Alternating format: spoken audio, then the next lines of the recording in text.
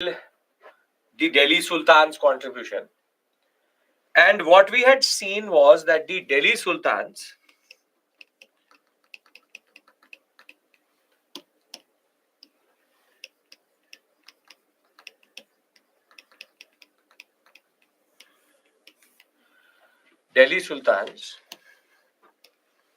had contributed through arch,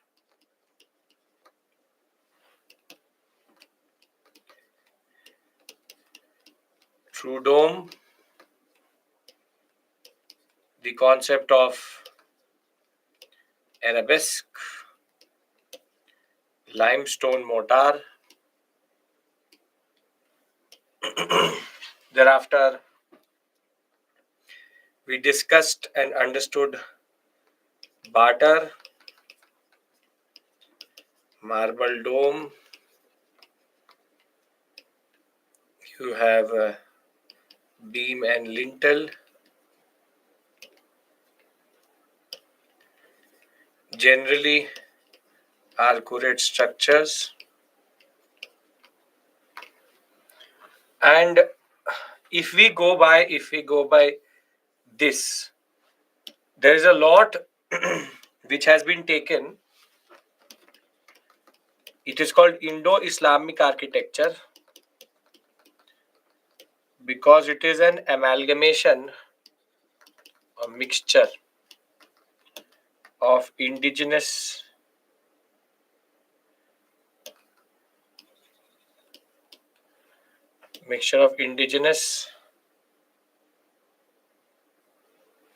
designs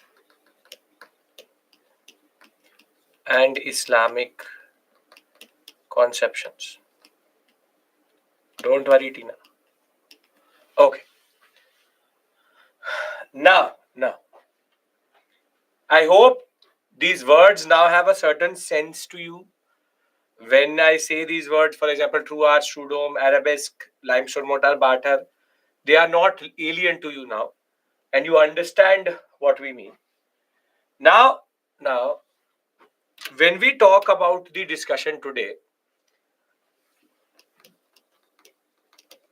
some people consider them a part of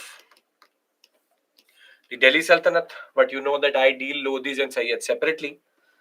Lodhis have an important contribution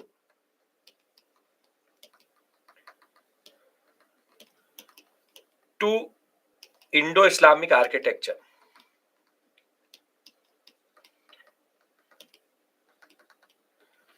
So when we talk about Lodhis,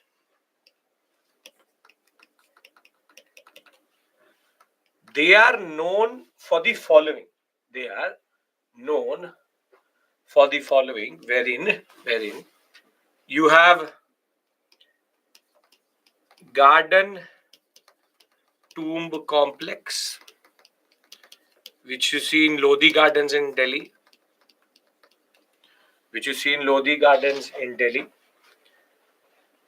Further,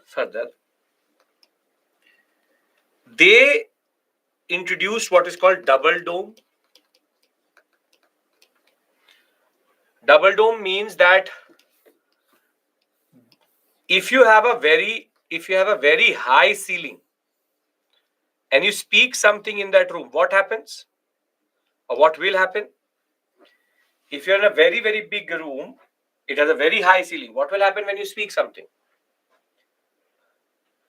It will echo. So Lodhis did not like this fact that there is echoing, or जिसको बोलते हैं गूंज. There was echoing. So what they did was that they used to actually make double domes, which is they used to add a smaller dome inside, which used to be the real height. For example, this was 10 meters, but from the outside, this was 20 meters. And the area in between was hollow. This was hollow. This is called double dome. Dome inside a dome.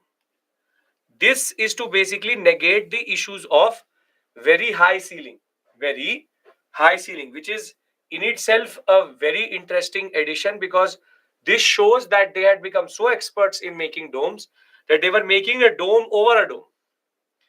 And in that sense, double domes are quite interesting. This negated the issue of too high a ceiling, but Lodhi's introduced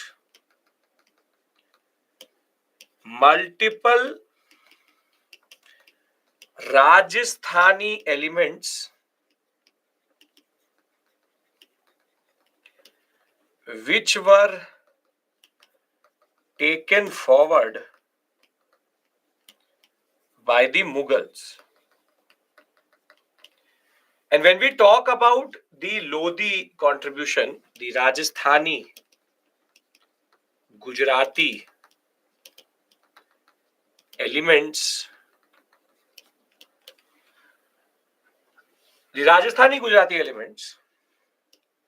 what we see, every double dome is same. Yes, if the structure, whatever is the outside dome, the inside dome will also show the same type of structure. They will introduce four very interesting elements. First is called the Rajasthani balcony. Rajasthani balcony. You have seen it for sure in your life once or twice or multiple times. Made in a very iconic fashion. Rajasthani balconies can be open, sometimes can also be something, okay, standard. Pritesh, not understanding, please. So here is the message, Pritesh, not understanding, and please. And the joining time of Pritesh is 5:19. Okay. So I don't know how will he understand what he's understanding. This is a standard thing which happens every day. Okay. Now, Pritesh, either come on time, or if you're coming in between a topic, obviously you will not understand.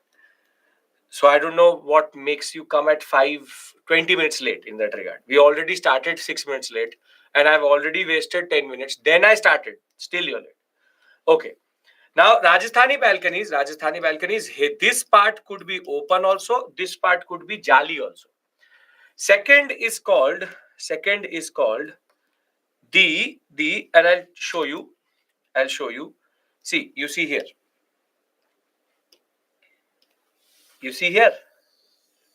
This is called a Rajasthani balcony. Is it clear? Can you make out what I am trying to show you here? You see here, something like this.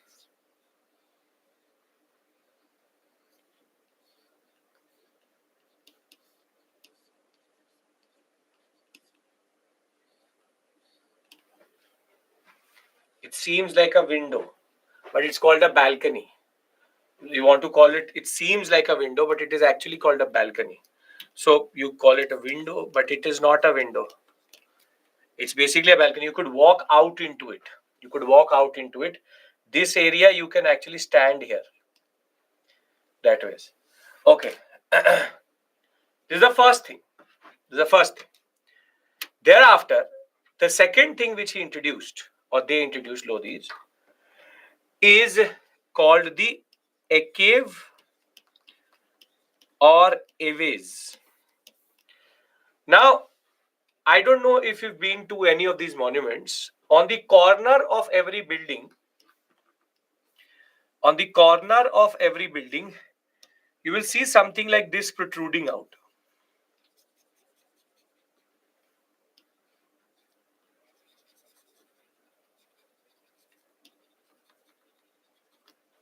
You'll see it in every corner. These are called caves. See?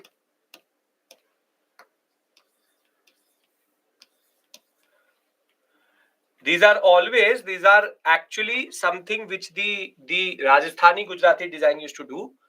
And these will later evolve into, it's an aesthetic device. Don't ask why. Why? Because dekhne mein acha lagta hai. That's it. Rather than having a plain area, it isn't something which is there which looks good. But caves or aways actually change also. I'll show you. Over a period of time, if you've been to, for example, the not the Qutub Minar, but the Taj Mahal, you would have seen something like this.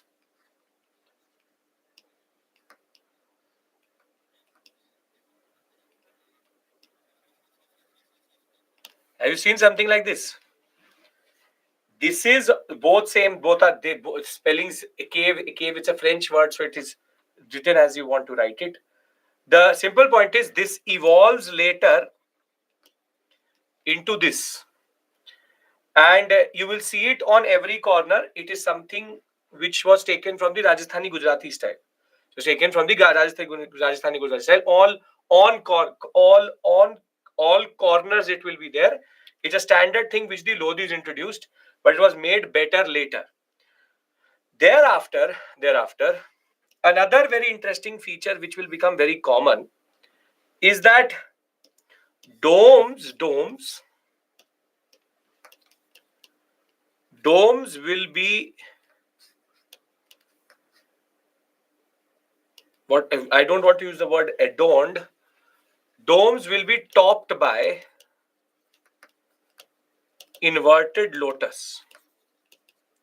It's a very standard thing which will develop, wherein the inverted lotus will be kept on the dome.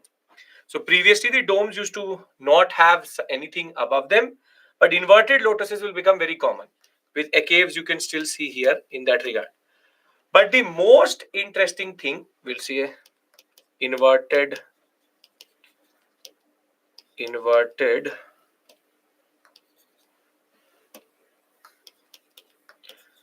lotus on the dome.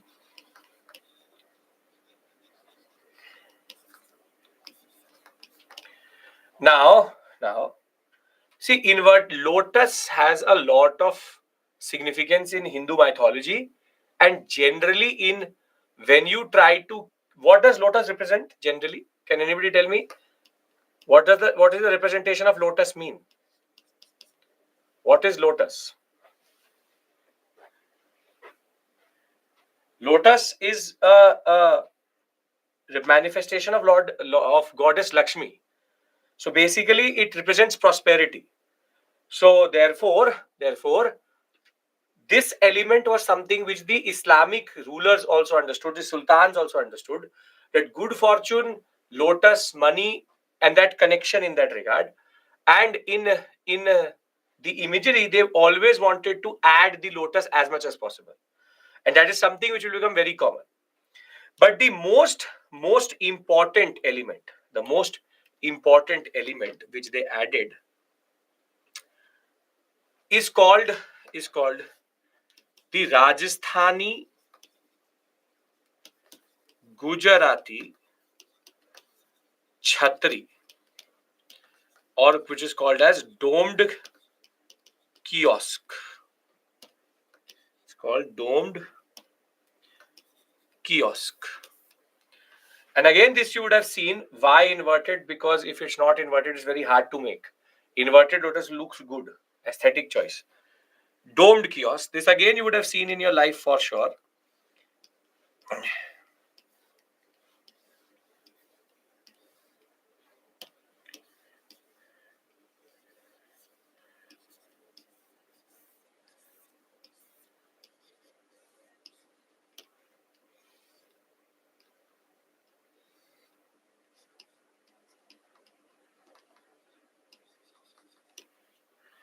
Have you seen something like this? This is called a domed kiosk or chhatri. This is called domed kiosk or chhatri. This is a very standard thing which the Lodhis added. Nowadays mandaps are made like this, but the basic point is this is called a Rajasthani Gujarati chhatri.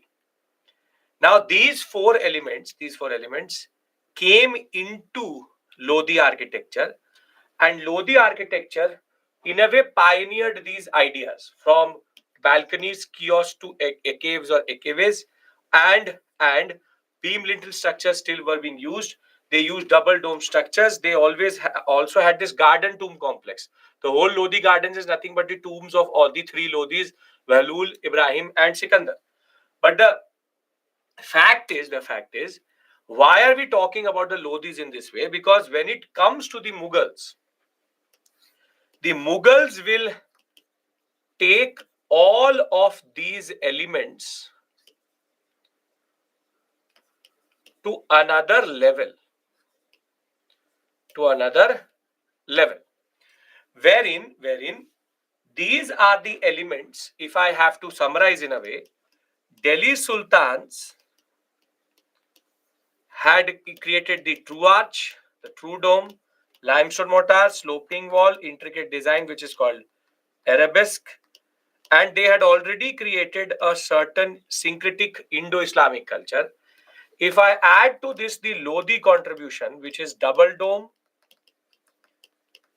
which if I ask the chhatri or domed kiosk, if I add caves, if I add the concept of Rajasthani balconies,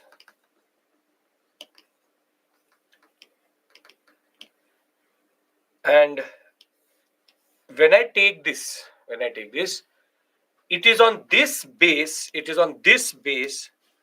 that the Mughals took Indo-Islamic culture to another level.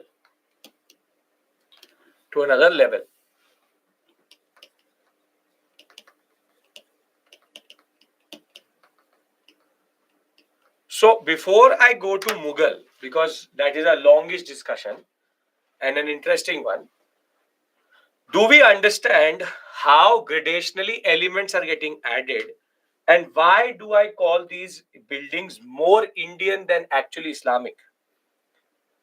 Because if you look at the elements which are getting added, it is more and more Indian elements.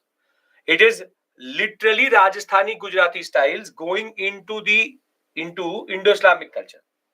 The simple point is, a cave is just a small device, which is, when I say device, means it's a small aesthetic choice. This is an cave. Small protrusion on corners just to aesthetically make it better.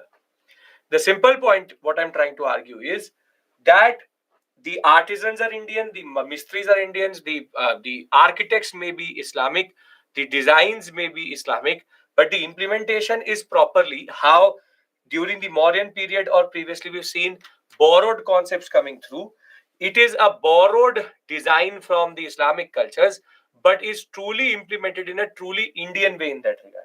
So it is an amalgamation, a mixture of two cultures coming together. And when you talk about Mughals, they will take it one step forward. So simple point is, maybe the sultans are Muslims, but the buildings don't represent that type of architecture. Are we clear about this? 110%. If we are, then we go to the next step, which is discussing Mughals. Okay.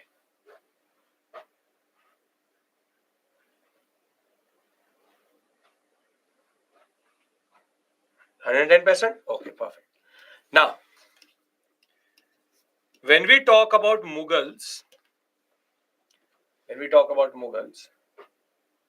basically the corporate indigenous element, yes. You see, basically Femina, the problem in writing what you've written is, you're saying basically they incorporated indigenous elements into their architectural design. That word there is the problem. Because then what you're doing is, then you're actually arguing that there is a there in which Indian is getting added. Rather, I am arguing it is their design which is Indian in that regard. There's a difference. You are saying that A was added to B or B was added to A. I am saying AB exists together. Get my point?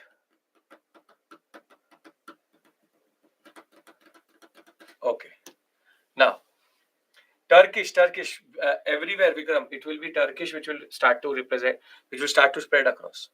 Okay. Now, when we talk about Mughals, First comes Babur.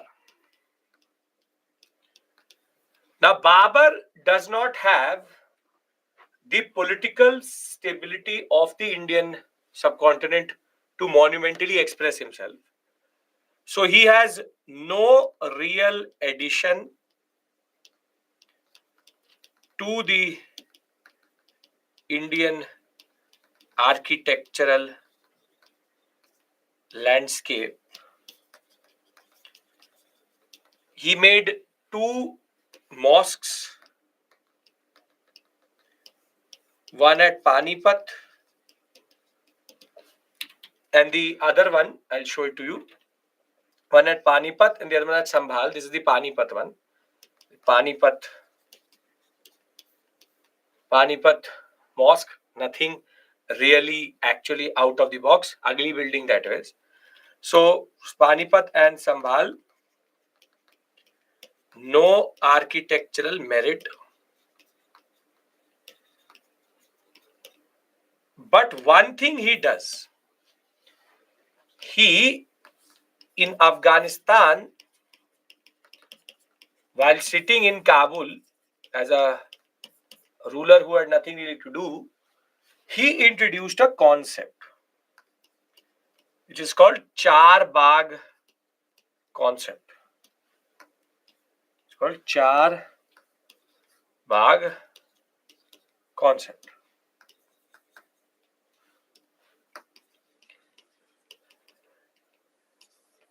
Wherein Char Bagh means that Babur is coming from a very arid terrain. He's coming from a very arid terrain. Samarkand, Fargana, they are very arid terrains. So he loved gardens. And basically the concept of garden complex is something which Babur loved because he wanted to see greenery.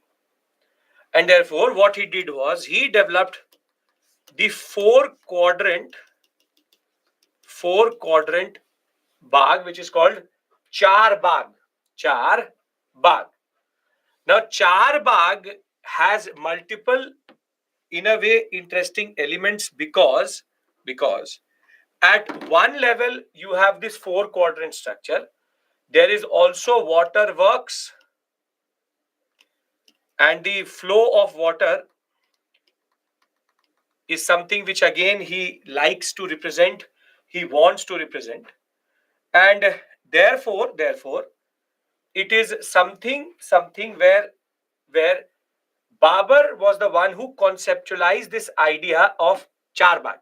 So if you talk about Char Baghs in India, for example, we have one in Lucknow, then one in Kashmir, the concept of Ram Bagh, Char Bagh, the Bagh concept of dividing into 4 quadrants is something which is quite Mughalish.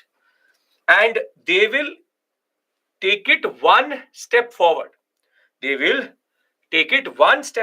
By placing buildings into this complex. But if I have to ask or talk about Babur's only Shalimar Bagh in Kashmir, in Jammu and Kashmir, there are multiple baghs, but Shalimar, which is made by Shah Jahan, but is actually a conceptualized idea of Babur. The simple is that Char Bagh concept, whoever made later, is based on Babur's basic conceptualization in Kabul. Are we clear about it? What is Babur's contribution? If somebody asks you, what did Babur contribute to the conception? And you will see in the Taj Mahal, all of these elements will culminate. Yes, sir. Okay. Thereafter, you have Humayun. And when we talk about Humayun again has no real contribution. He was too drunk to do anything as it is. Contribution. And what he even started was not completed by him, which is the Purana Killa, which made later Sher Shah Suri will actually in a way complete. And he had no political stability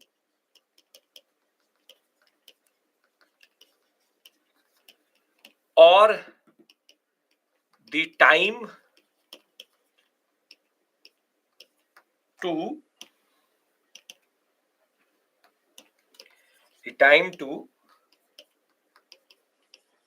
construct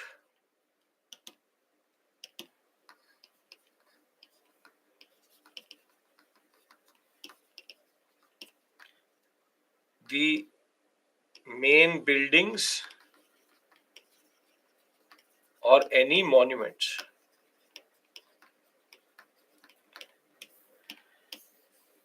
And though we have a monument named after him, it was not him who made it, but his widow.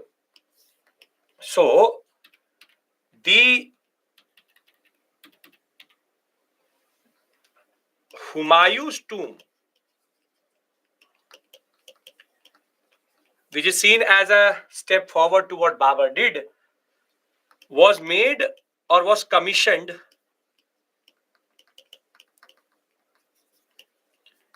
Hamida Bano Begum, which is the wife or the widow of Humayun, and Akbar basically was the one who paid for it in a way. Now, why Humayun's tomb? Just to ask you this question, I'm giving you two options. A is that you've seen it. B, you have not seen. How many of you have seen Humayun's tomb, if you have in your life ever?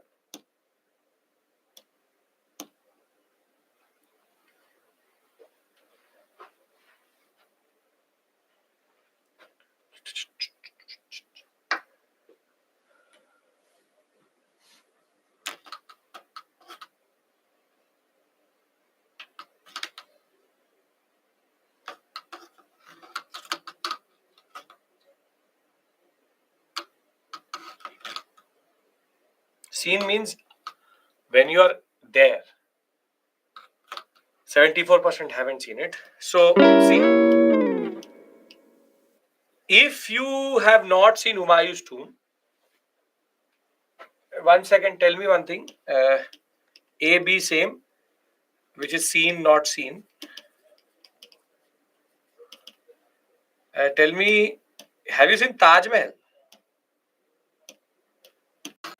53%. More people have seen Taj Mahal, and I hope you've answered it in the sense of being there, not in pictures. We have seen a lot of things. I've seen, for example, Shah Rukh Khan also. So now, why am I asking you this? Because if you haven't seen Taj Mahal, and if you've only seen Humayun tomb, and if you've seen Humayun's tomb and you've seen Taj Mahal both, Humayun's tomb's implementation is much, much more interesting. And if Taj Mahal wasn't there, Humayun's tomb is actually a very interesting and very imperious building. Very imperious buildings.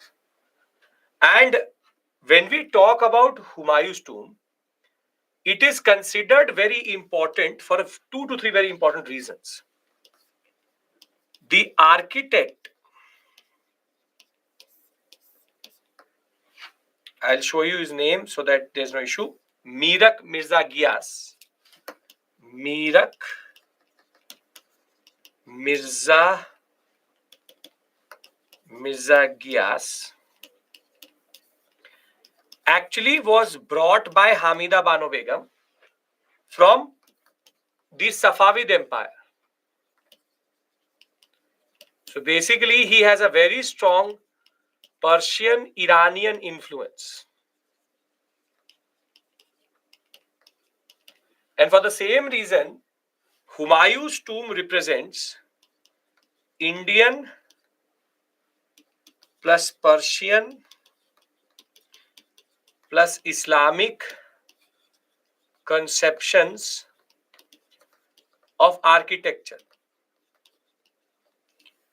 Now, if you look at, just to bring you to that basic point, Humayun did not have time. He made two mosques, one at Agra, the other one at Fatehpur or Fatehabad, which is Hisar. Nothing really.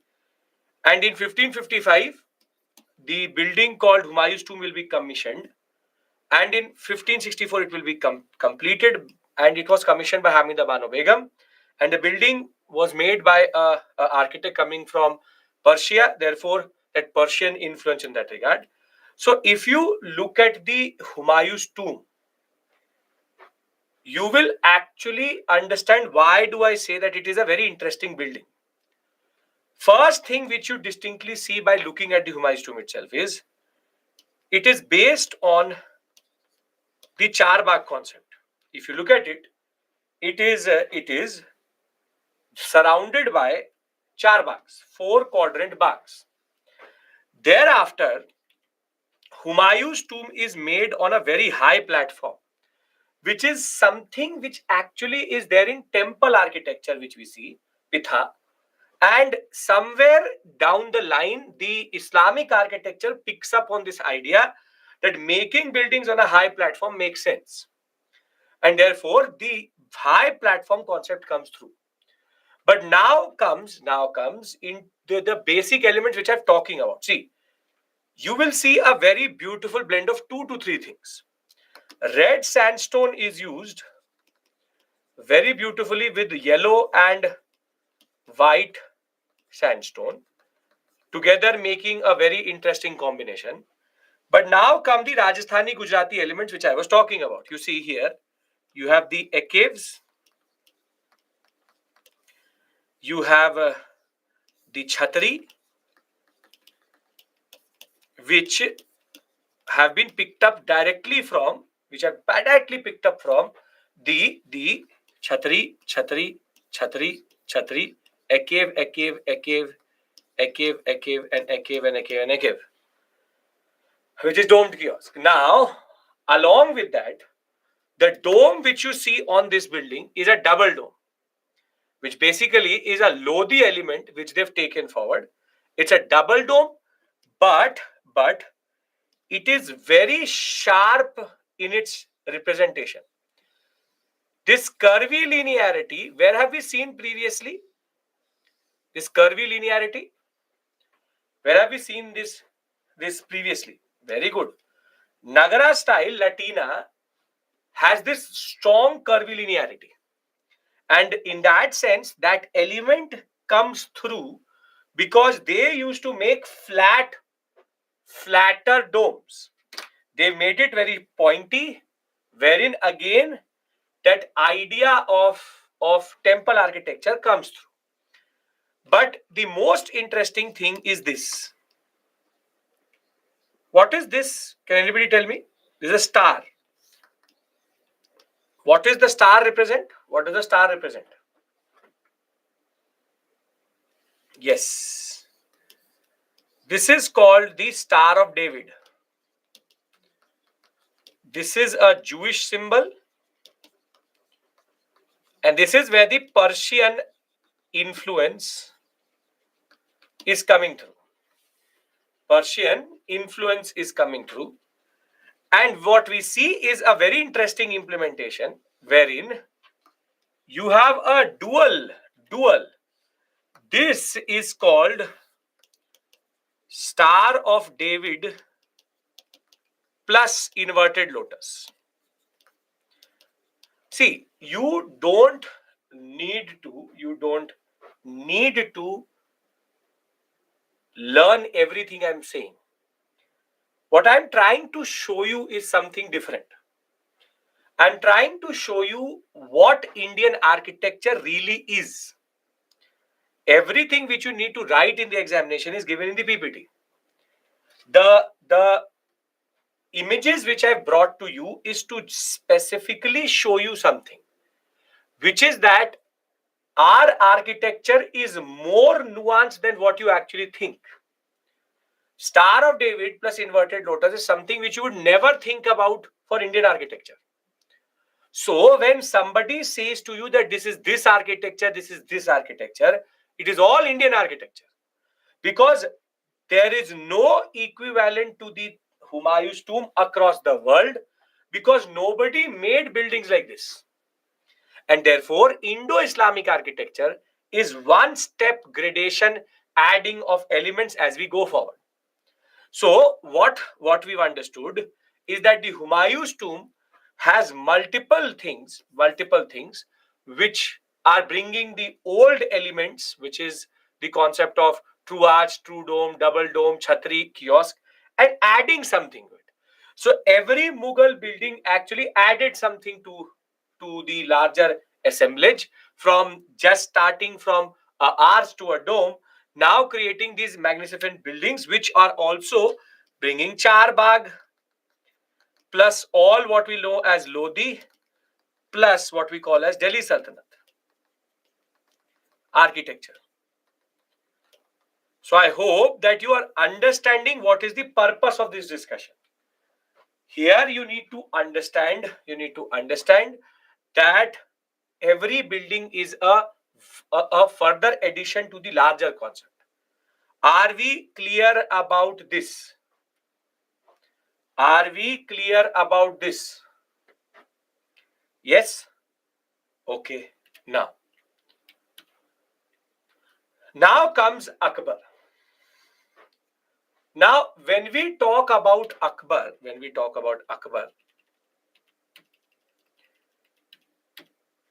Akbar, and in the end, I'll give you a table, don't worry.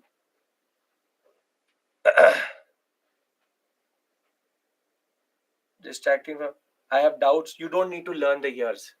If you know Humayun is Humayun and Akbar is Akbar, so Humayun's tomb will be before Akbar's buildings. So don't have to learn the years. Now, Akbar, Sher Shah separately breaks the basic tone separately. Akbar, he has a very interesting set of things which he introduced. Akbar is a red sandstone person. He uses, this is extensive use. Second is that Akbar buildings represent power. It's about power. The third is Akbar loved the Rajasthani elements, Rajasthani Gujarati elements, and he was obsessed by the Chhatri. He loved Chhatris. Literally was obsessed by Chhatris. And thereafter, Babur made the Mughal garden. No, British made Mughal gardens. Which you are talking about the Amrit Kalash gardens, whatever. Now, Akbar, whilst being obsessed with Chhatris, also changed designs of the basic Islamic building,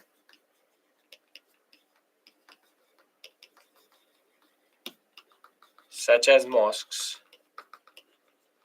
And he is known to have done one more thing. He brought back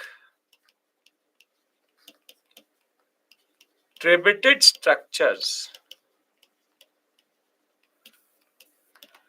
Where were the tributed structures most common? Very good. Temple architecture, tributed structures, he picked up a liking for it. And I will show you, you will see that same type of tributed structures again. Akbar is also the one who introduced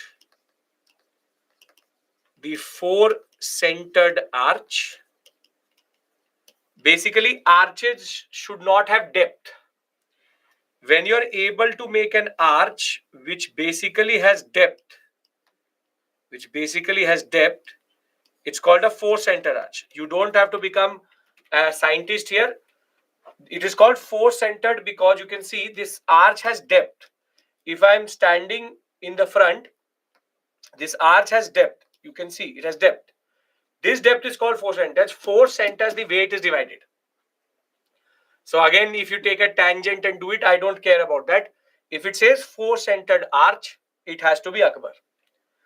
Now, from sandstone buildings to trapezoid structures to decorative forms, arches being used for decorative forms, to four-centered arch, Akbar's basic contribution is to revive a lot of interesting things. We will also say that arches were used for decoration, and very simply, trapezoid decorative four-centered arch, be it chhatri, be it red sandstone, building representing power. Akbar changed the tone, but also added a lot of interesting things. And his two major contributions in that regard are, one is called Agra Fort. I hope you've seen that. If not, we will have a tour here. But second is the Fatehpur Sikri. Fatehpur Sikri. Fatehpur Sikri is important because that is the building, that is the city which he created. Never used it properly because it was too far away from the Yamuna. Fatehpur Sikri is the Fatehpur, means when he conquered Gujarat, he celebrated that by having a new building itself called Fatehpur Sikri, a new city itself called Fatehpur Sikri. Never really populated it properly. It was just for show. Now, if you understand what I've written here, I want to demonstrate it to you. But in the examination, you have to write the following points I've written. If you understand the purpose of or the structure of this discussion, how I'm having it, which is I'm discussing the points with you and then I'm showing it to you, then I will want to move to showing these points to you rather than just telling them. That is the problem with Nitin Singhania. He talks about a lot of things, but there are no images to support it. So I've discussed a lot of points here. I want to show it to you also. Can we do that? Okay.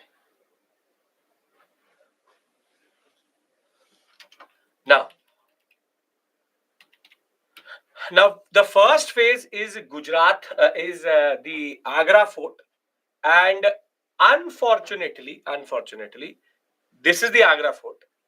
Unfortunately, not a lot of buildings within the Agra Fort are actually Akbar's now. Now you can see the sense which comes out of the Agra Fort. It represents power, but again, inverted lotus does not go amiss with regards to always being at the entrance. But if you look at this gate, this is the real gate. This is the gate which is made in front of it. But when you really have to enter, you have to go through this gate. This is called the Agra Fort Delhi Gate. The gate which every gate is named after the direction it actually represents. So if you exit from this gate and walk straight, you will go to Agra, to Delhi. That's why it's called Delhi Gate. Now, Delhi Gate has all the elements which we see and call as the concept of what we see previously. You can see here. Here, what is this? What are these?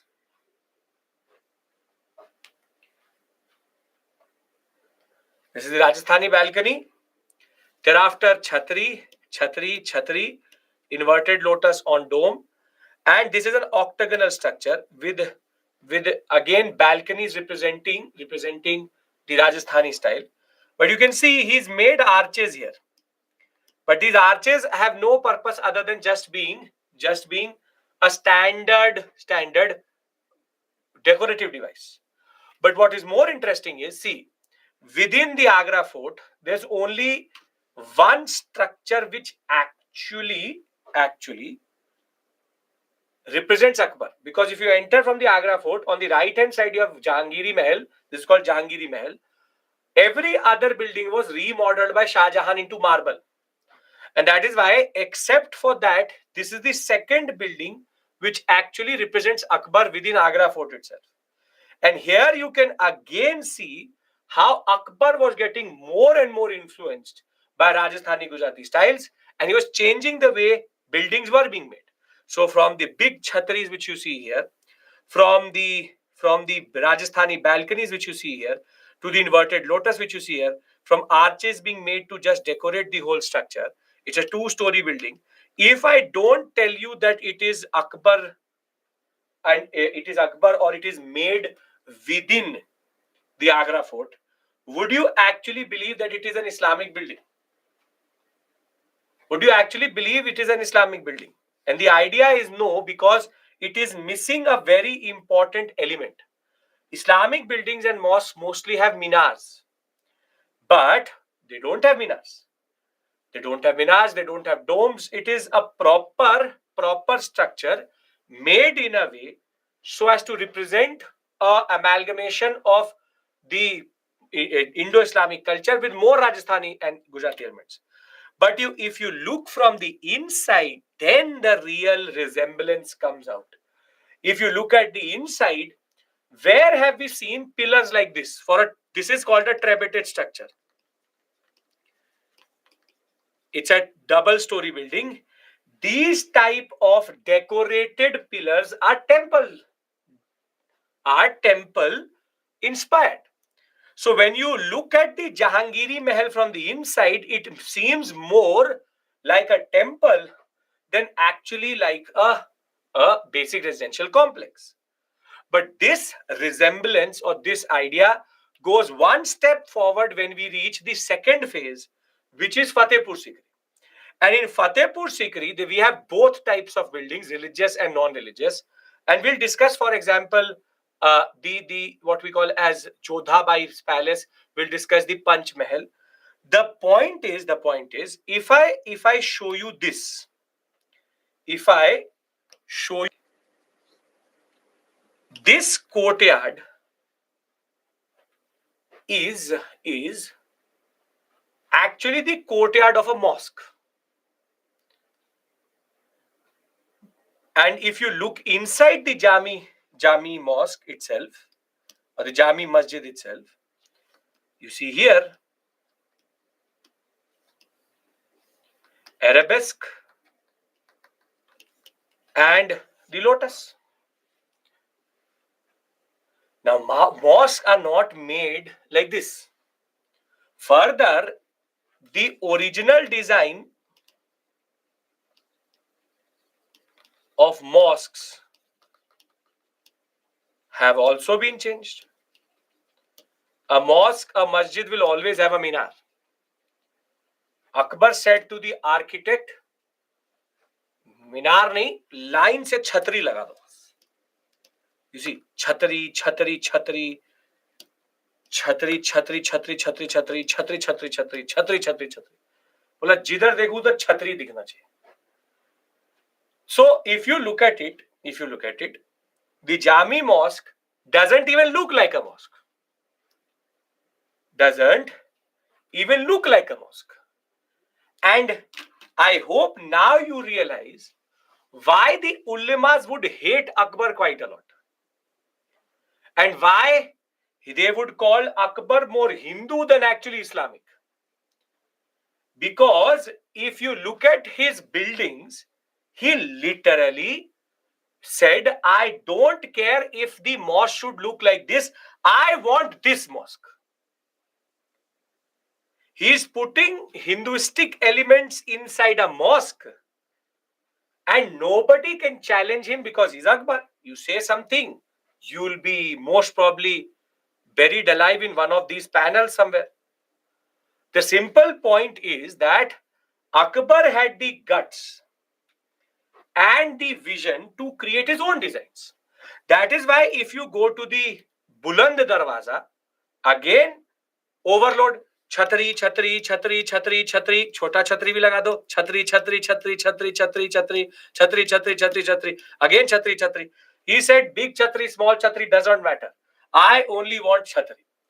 The difference between mosque design, Jahangiri Mahal mosque is only chhatri. No, it's just the implementation. Mosques are not made by open courtyards like this. If they are made like this, it's a very Mughalish thing. To have very big open courtyards with chhatri design. See, understand this point. It does not sit well with a lot of people today that Islamic building cannot look like an Islamic building. These buildings are not Islamic. These buildings are Indian. They represent India, which is unity in diversity. They represent that amalgamation. The fact is, from using the inverted lotus to Buland Darwaza having a certain idea. This is a cave. A cave. And if you look the inside, the chhatri overloading again goes forward. Again chhatri. Everywhere you see is chhatri. This is the beauty of, but why? Because he liked it. He said, it looked good. What I'm trying to argue to you is a very simple, straightforward point. Akbar was the one who made the Rajasthani Gujarati elements more pronounced. And even when you look at Salim Chisti's tomb, which basically initially was made by Akbar in a red sandstone, then Shah Jahan came and said, "Aankhon mein lag nahi raha hai, marble laga do." Then basically he put in marble on this whole panel. He said, "My eyes should dazzle. Chondi aa jani chahiye." So they actually put in the marble panels, initially made actually by what we call as basic red sandstone. But when he made it with marble, again this type of designing, and if you go a little bit further closer, this is called a jali, and this is actually a Rajasthani jali.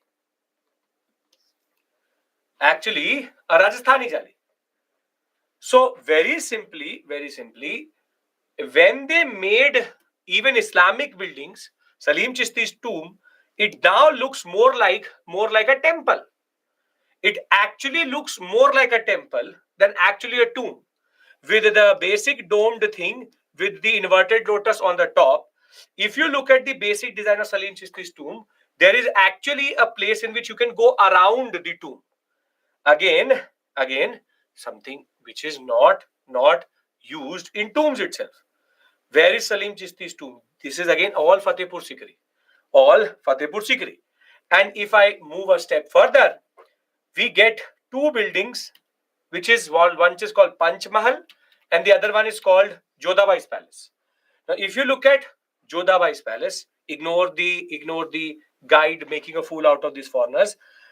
If you look at this building, it again turns out to be properly Rajasthani Gujarati balcony, chhatari, and what is this? Can you see this? What is this?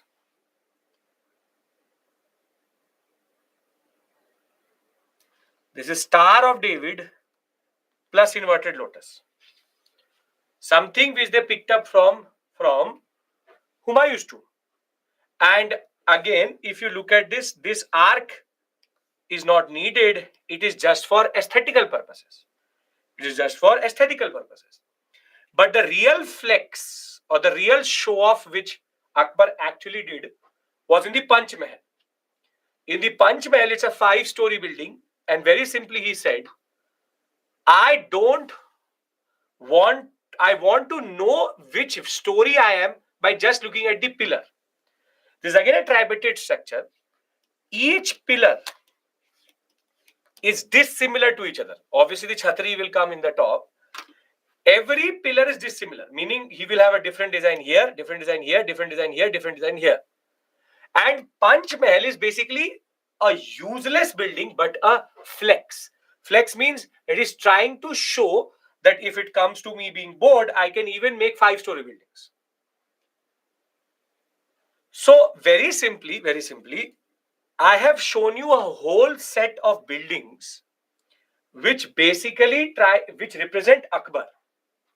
Now, if you look at Akbar, you will realize he's showing power, he's showing finesse, he's also showing a certain sense of aesthetic, what we call as expression. But the most interesting thing which is there is that he took every element he took every element which was there and he pronounced it more and made it bigger and bigger and bigger. So, be it Humayun's tomb or be it Akbar's contribution, he has added more interesting things here. Are we clear?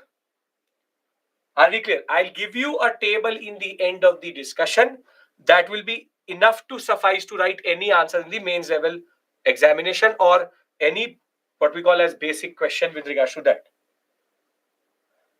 Sure, Aditya, that could also be the case. Now,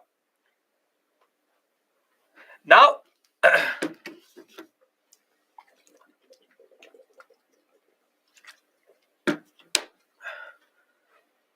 the second, or rather the next person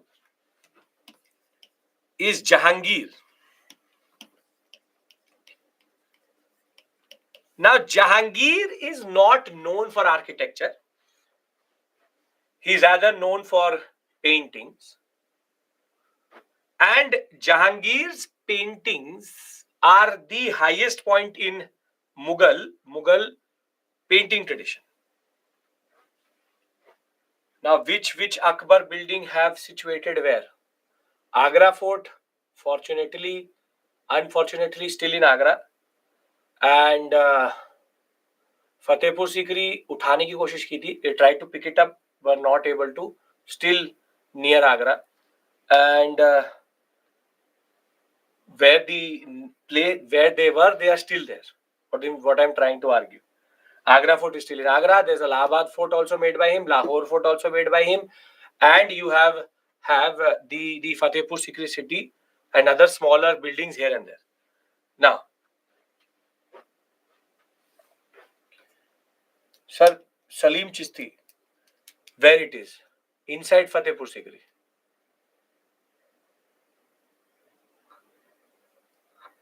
Okay.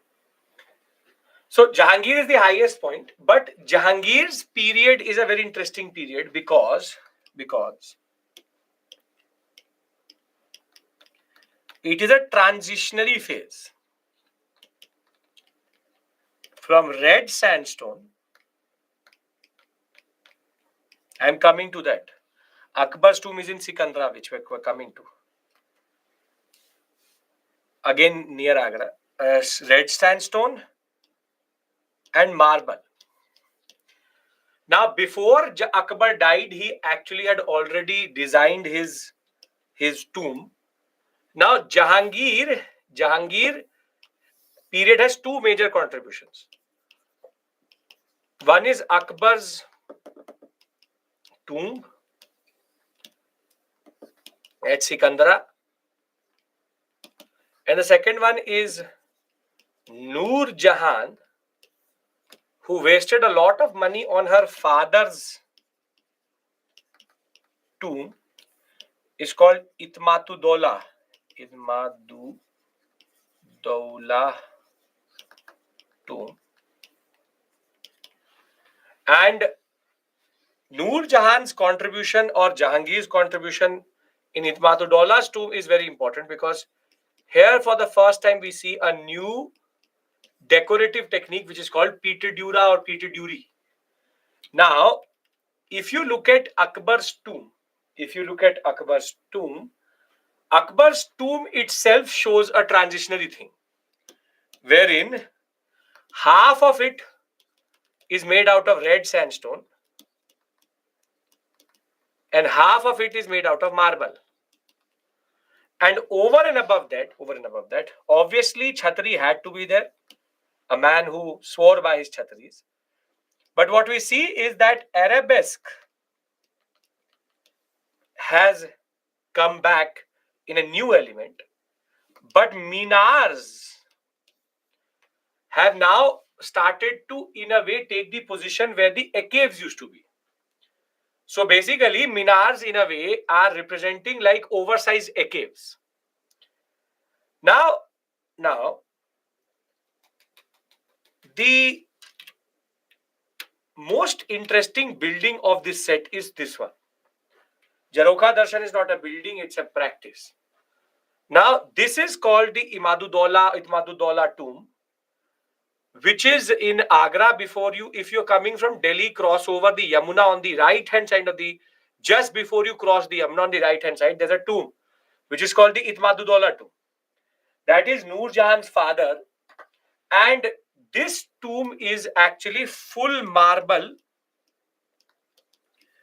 tomb, but it has a very interesting decorative technique which is called pitteduri. Now, pittedura is basically an inlaying technique.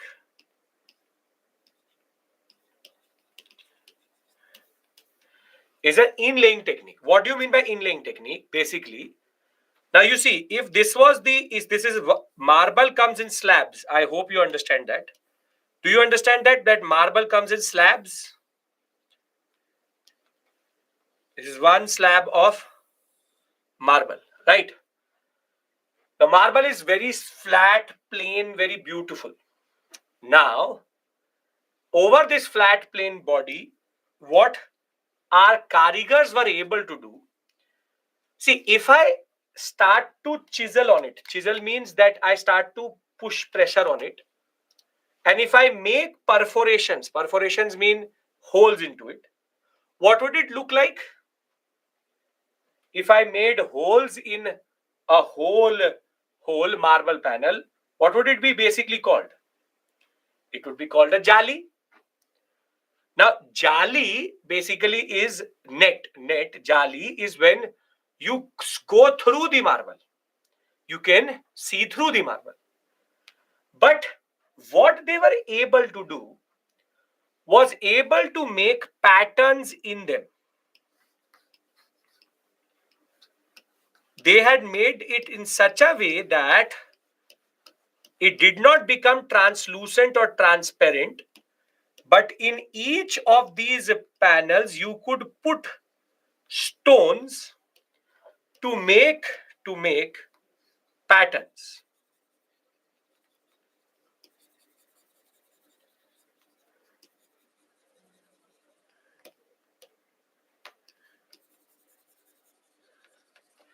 This is called pitteduri.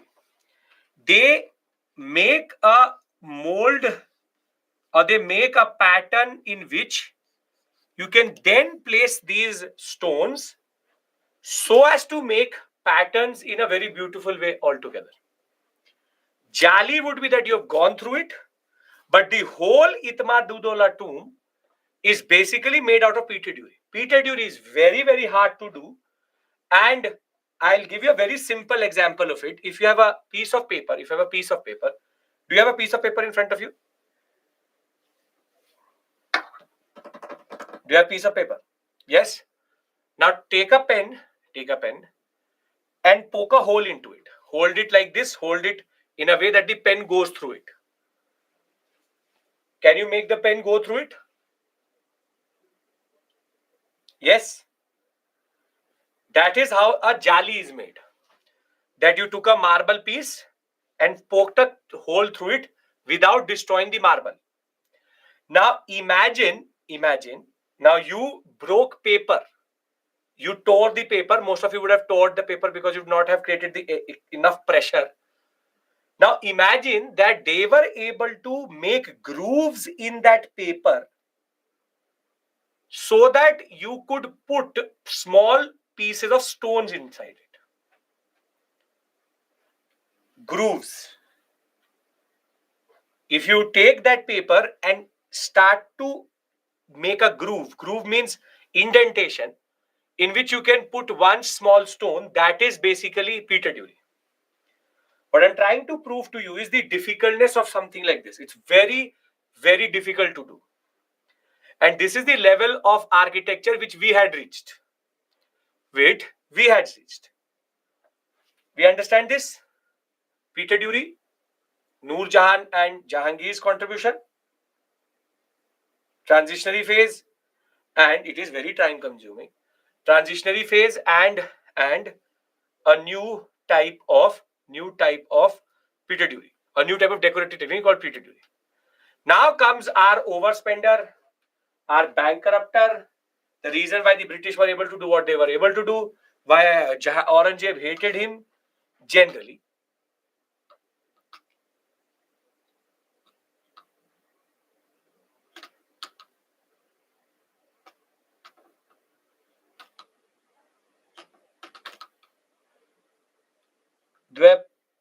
Payan, you're not understanding the difference between a mosque and Taj Mahal, and a tomb is not a place of worship.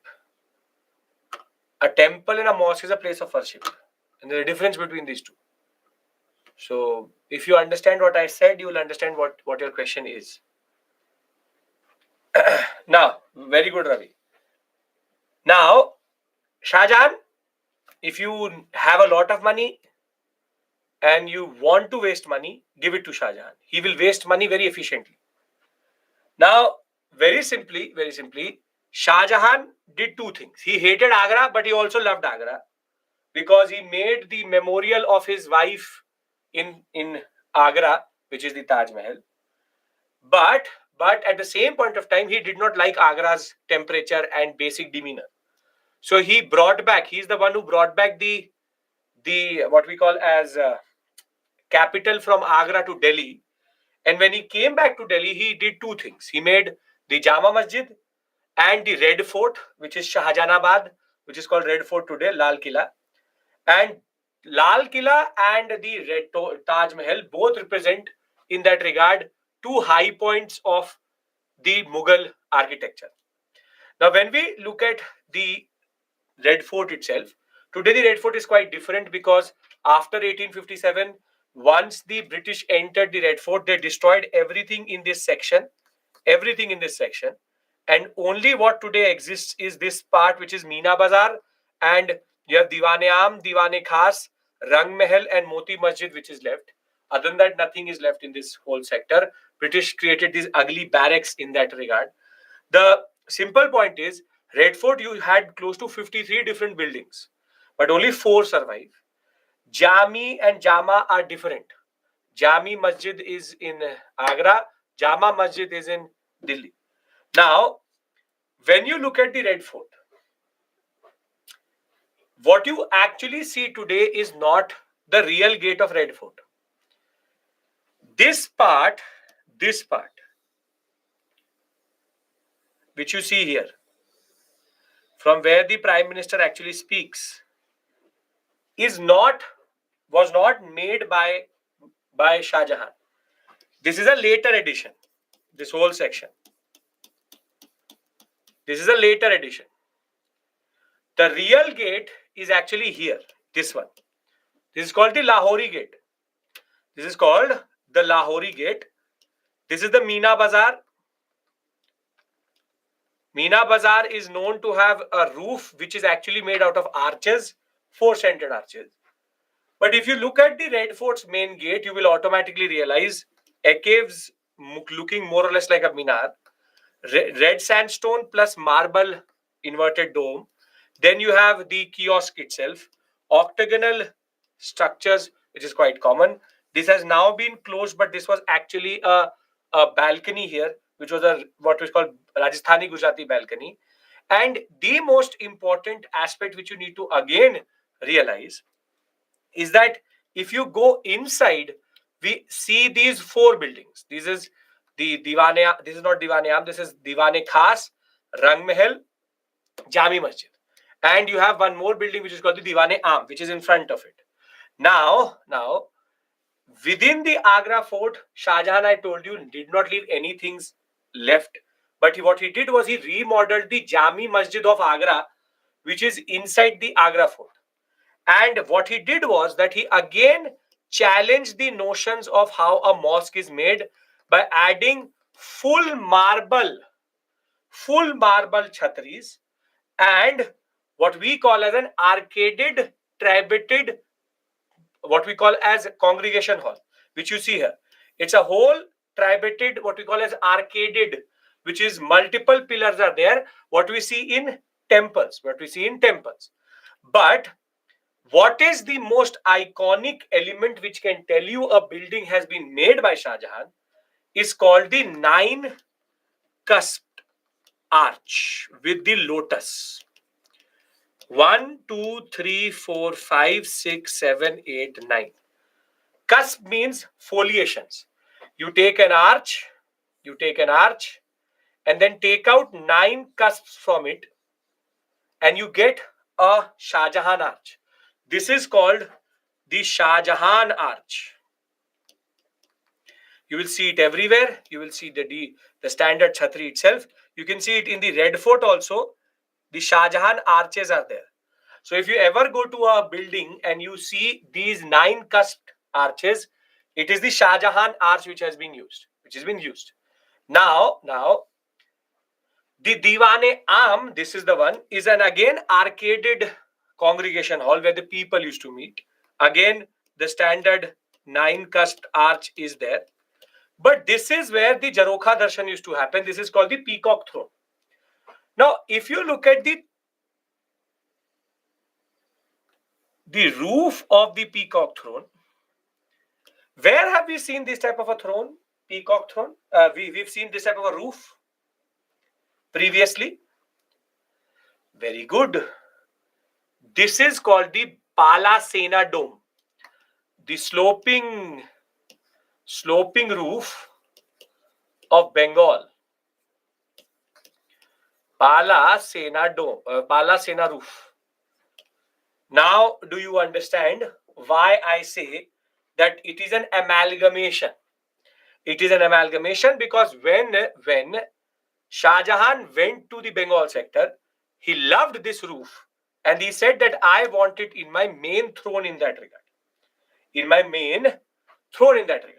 The whole concept of Jarokha Darshan, the way it happens is also quite Rajasthani in that sense that he's sitting here, he used to sit here, he used to listen to everybody who is in front of him.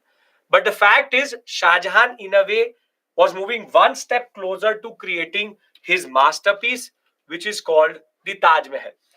Now, why do I say that the Taj Mahal is the Taj Mahal? Why is it called a wonder of the world? Why is it called the culmination point of everything which is Mughal? And the reason for that is, it has all the elements we've seen till this point. Can I show it to you how there are all elements which we've seen till this point in one? It is the culmination of Indo-Islamic architecture. First, it is based on a charbagh, then waterworks. Thereafter, if you go a little bit closer or further away, you have Chhatri. This is a double dome. This is called the bulbous dome. Bulbous dome, basically the neck is shorter, and you would have seen this in Aladdin cartoon. This is called a bulbous dome with the inverted lotus.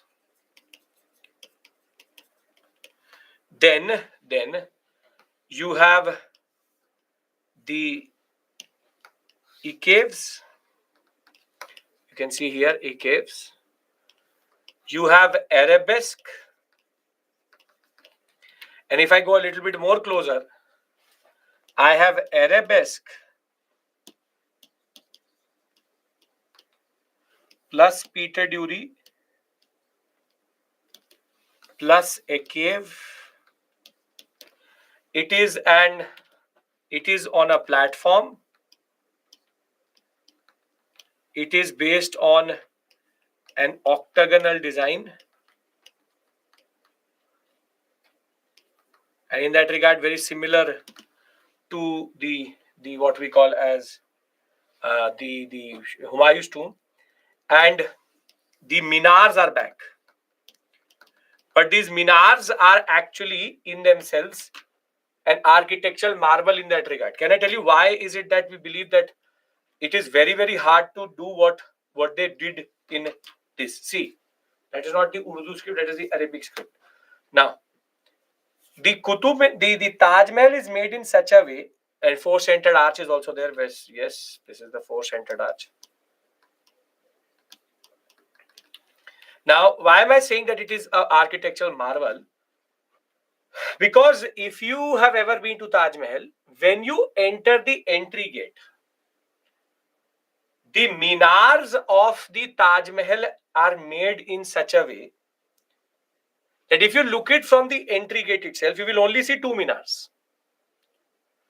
Basically, if you look at this building from any side, this side, this side, this side, or this side, you'll only see two minars if you are at a very standard distance. And the reason is because it is an optical illusion. The minars have been made so centimeter to centimeter accurate that they superimpose each other. Though there are two minars, they are exactly aligned to each other.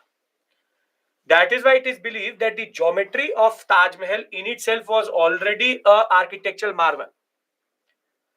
So when we talk about Shah Jahan and Jahangir, there are certain elements we talk about in that regard about both of them. You have foliated curves, you have a very standard marble arcaded panels itself, bulbous dome, inlaying pattern, Peter Dury.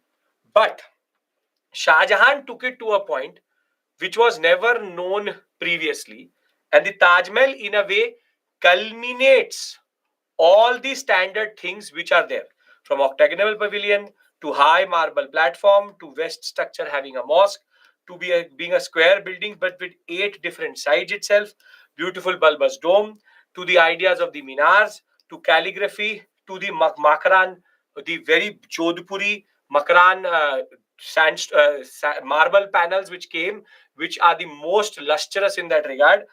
The fact is, Taj Mahal brings everything together.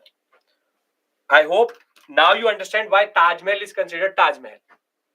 Do you understand this? It has Rajasthani balcony also inwards, not outwards but inwards. Inside it you will see it. Now, last thing we will discuss is Aurangzeb. Now, Aurangzeb, क्या ही बोल सकते हैं? He basically, can we go inside Taj Mahal? Yes. He basically decommissioned all the architects who went to the Rajputs, but he did two things for sure. He really wanted to copy his father. One is the Badshahi Mosque, which is the copy of the Jama Masjid, which he was still able to make. But the last major building made by Aurangzeb was again for his wife in Aurangabad. If a wife says something, you have to do it. And this is called the Bibi Ka Maqbara. Bibi Ka Maqbara. उसको ताज बोला, इसको मकबरा बोल दिया, but बीबी का मकबरा. And this is a copy of the Taj Mahal. But the problem was, neither did Aurangzeb have the money, nor the expertise, nor the people to make it. So the first problem with Bibi Ka Maqbara is it looks not like in marble, because the marble from Makaran has already gone through. He used the cheap marble which was available in this area. So it basically looks like a chuna building. The chuna mar diya, limestone building. First. Second, this whole building is actually a little bit crooked. Teda hai. That it is not like this, it is like this. This is forward, this is backward. So this whole building is actually based on cost cutting. So the geometry is wrong, the implementation is wrong, and simply the money was not there. So the way it was made is also quite wrong. The last copy of Taj Mahal was the Safdarjung tomb, made by Safdarjung, the ruler of Awadh, but he again was not able to copy. In that regard, people have tried to copy the Taj Mahal, never really succeeded. And with this, we finish medieval architecture. And these are, for your reference, I've given you these two basic slides in which all the arches and all the domes which were used in India are actually shown to you. And therefore, we will now come back. I'll give you a summary, and thereafter the summary table, I will then talk about modern architecture, finish architecture, and start painting. Acceptable?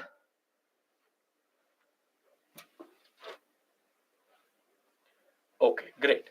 So I'll give, because I didn't give you the breather in between, we can come back by 6:55, 7. If we can take a 20-25 minutes break, not an issue. So I'll see you at close to 7, before 7. Don't start to panic. The world is over, the world is ended, where has sir gone? Don't do that. Right?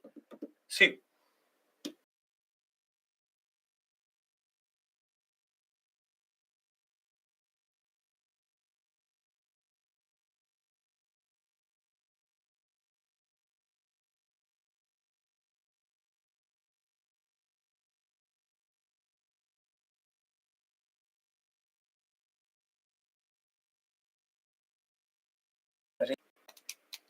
Tell me, it would take one answer is good.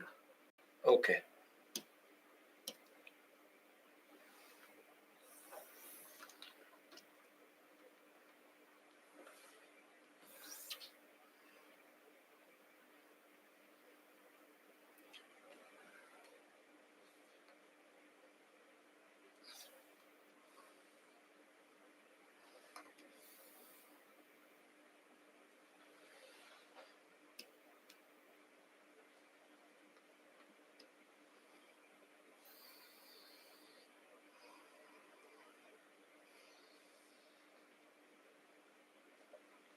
Okay.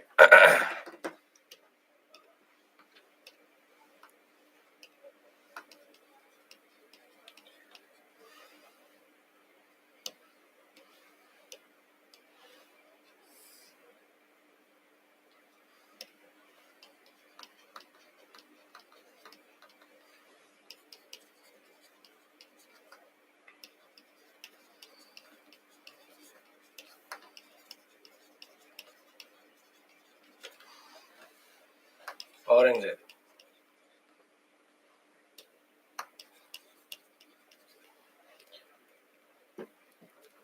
That is also good.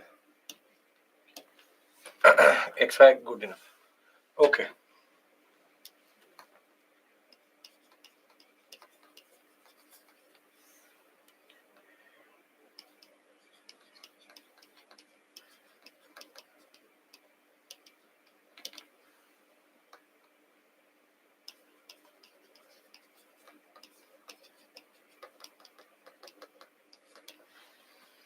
Akbar. Akbar.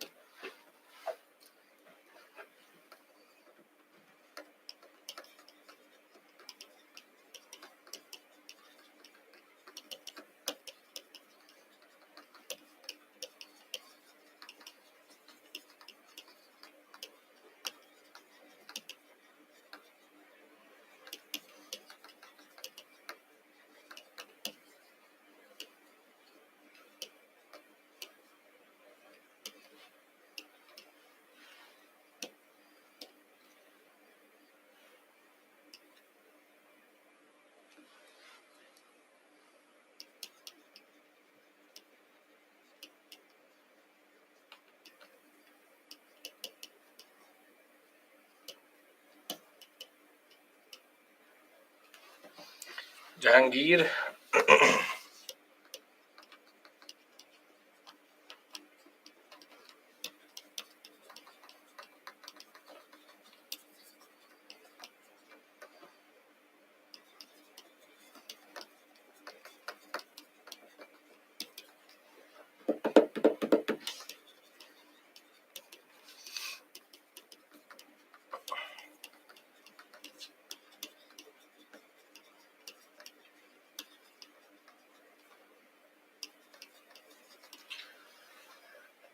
Neha, I'm not saying anything. Extra noise is coming. I don't know what noise. It's pin drops silence in this studio. Okay, Jahangir. Shahjahan.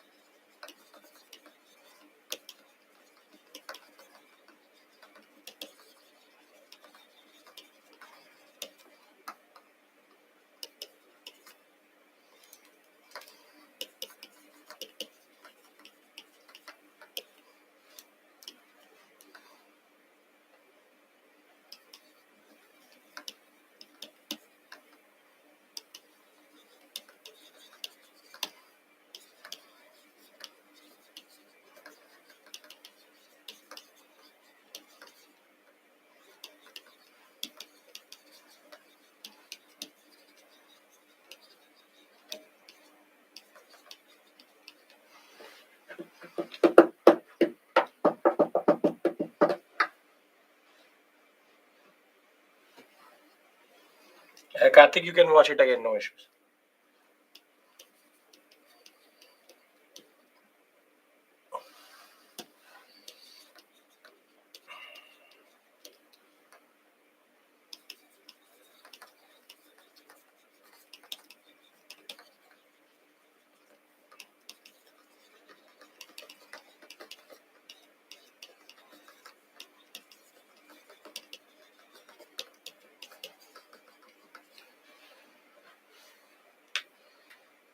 New City, Red Fort, Shahjahanabad.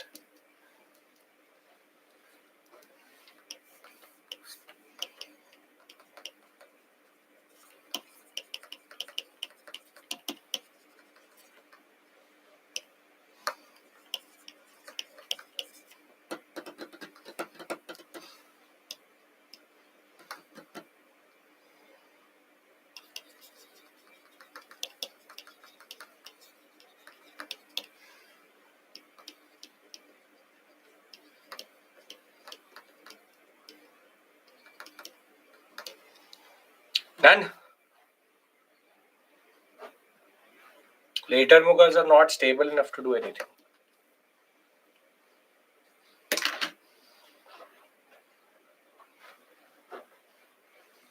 Done. Humayun's tomb made by Hamida Banu Begum under Akbar's reign.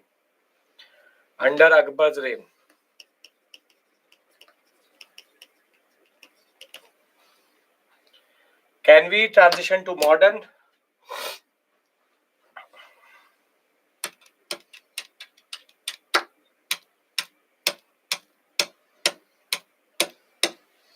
Okay. Now, when we talk about modern architecture, there are three things which we have to discuss. Two very small. One is Portuguese and French. And thereafter, British. In British, we have two types. One is called Indo-Gothic. Then it's called Indo-Saracenic.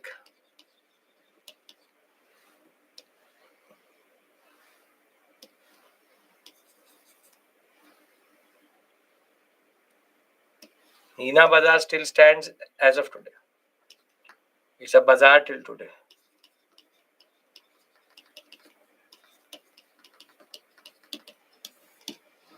Now, first, let's discuss Portuguese. Now, when we talk about Portuguese influence, which is there in the Costa da Aguada in Mumbai and most of the buildings which we see in Goa, there are two general contributions to Indian architecture are two things. One, the term is called patio houses, and the second one is called Baroque style. This is a basic patio house.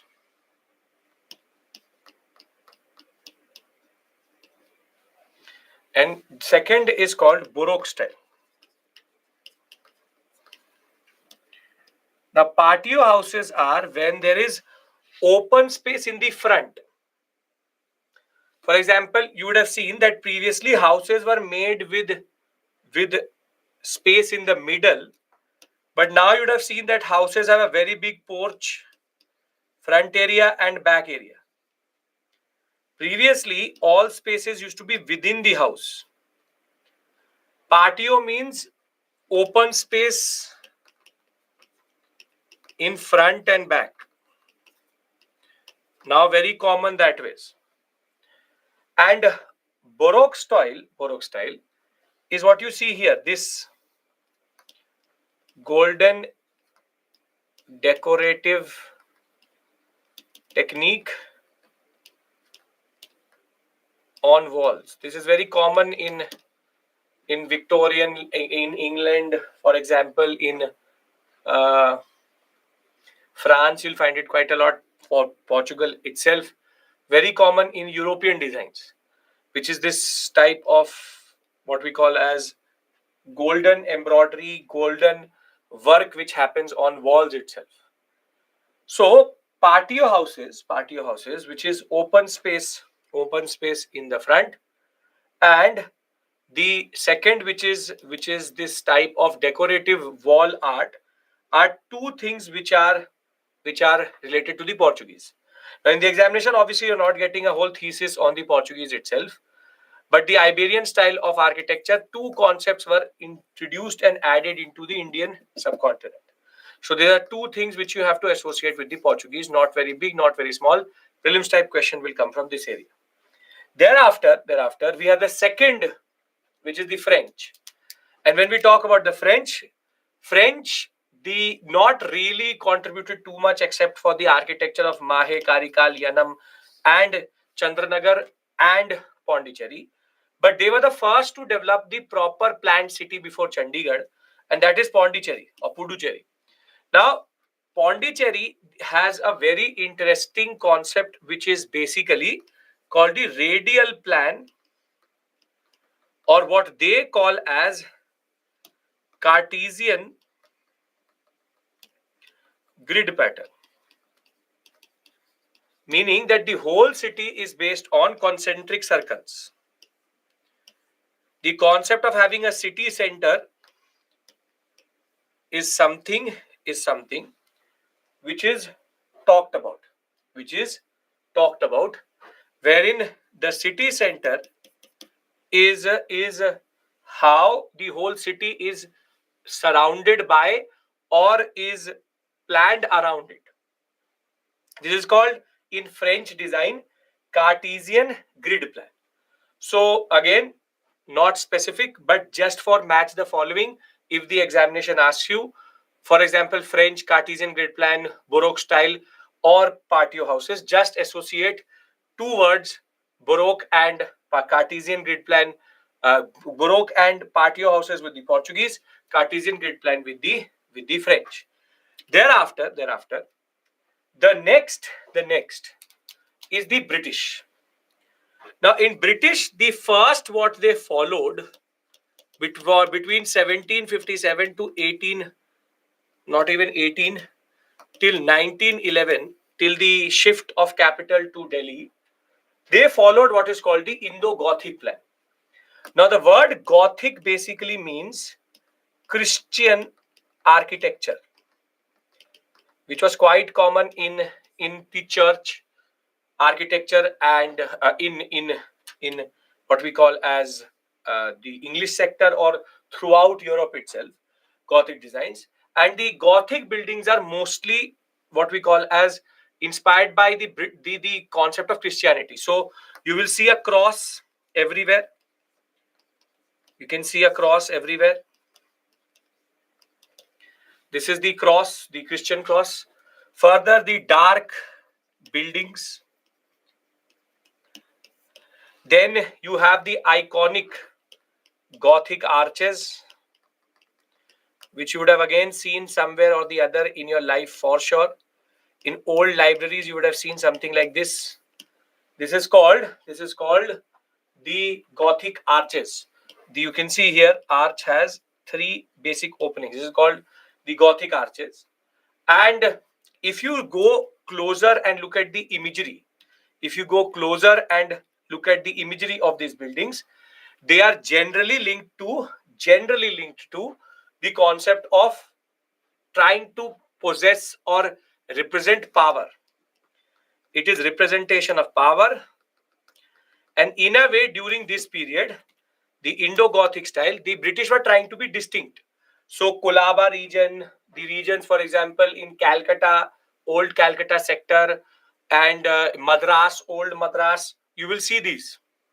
Now, after 1911, when they shifted the capital to Delhi, they changed their pattern. And the pattern now became called Indo-Saracenic, which was represented by two very important personalities.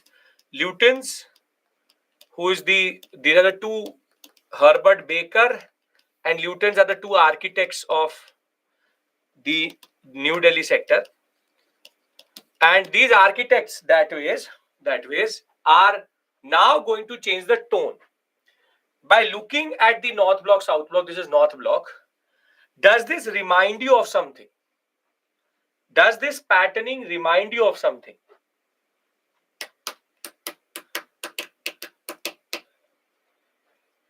This is their attempt to argue that they were nothing but the Mughals.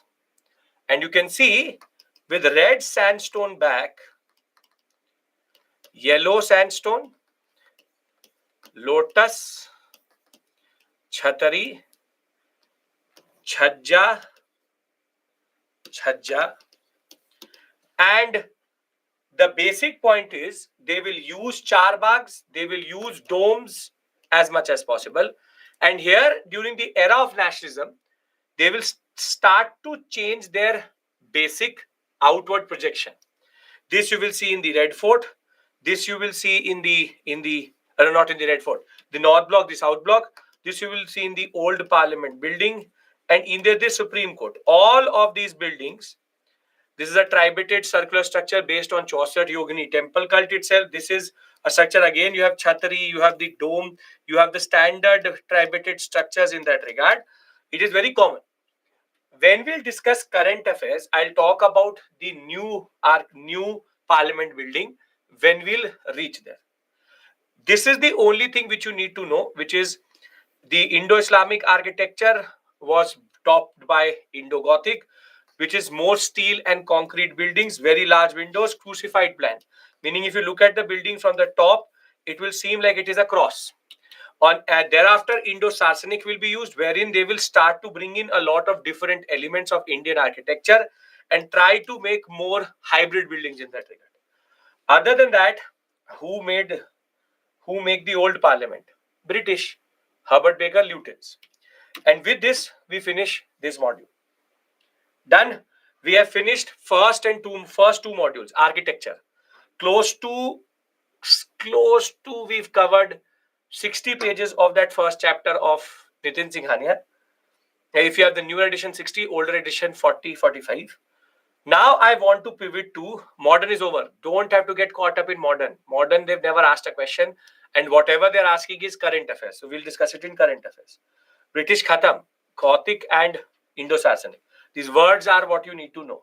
Now, we have finished module number 1 and module number 2. Both are architecture. I hope architecture is clear in your mind. Temple, what we call as medieval, and the elements which are left, which is regional, Suri and all, we'll discuss in miscellaneous. I have tried to create a certain image in your mind, and through images I've tried to show you a lot of things, which is from the point of starting with IVC till modern India. We have seen a different side to India, and I hope that you are now able to link that properly. So I hope architecture, now you are capable of answering any prelims or mains questions. Because then we go to paintings, which is equally interesting section, where you will go through a new type of experience with me, wherein we'll discuss paintings. Here we'll start at the prehistoric period. From prehistoric, we will go to cave murals. From cave murals, we'll go to Islamic, not even Islamic, it can't be called Islamic. It will be cave to Pothi art to then Mughal paintings. This is the basic sequence. I'll give you a breather here so that you can clear your mind. But I hope architecture, you are more capable, and I hope this made more sense to you than what you have done previously through Nitin Singhania. If I get a yes from everybody, we will start the painting module after we take a breather. Yes? Architecture clear, sir? Beautiful. So now we start our new journey with regards to prehistoric art, and thereafter cave murals and Pothi art, and reach till Mughal paintings. I'll discuss certain concepts with you, and then we can start. We'll start exactly at 7:30, and then we'll go exact 1 hour. I think you have a webinar, so I'll leave you 5-10 minutes early as you need to. So I'll see you exactly at 7:30. Prashant, you don't dictate anything.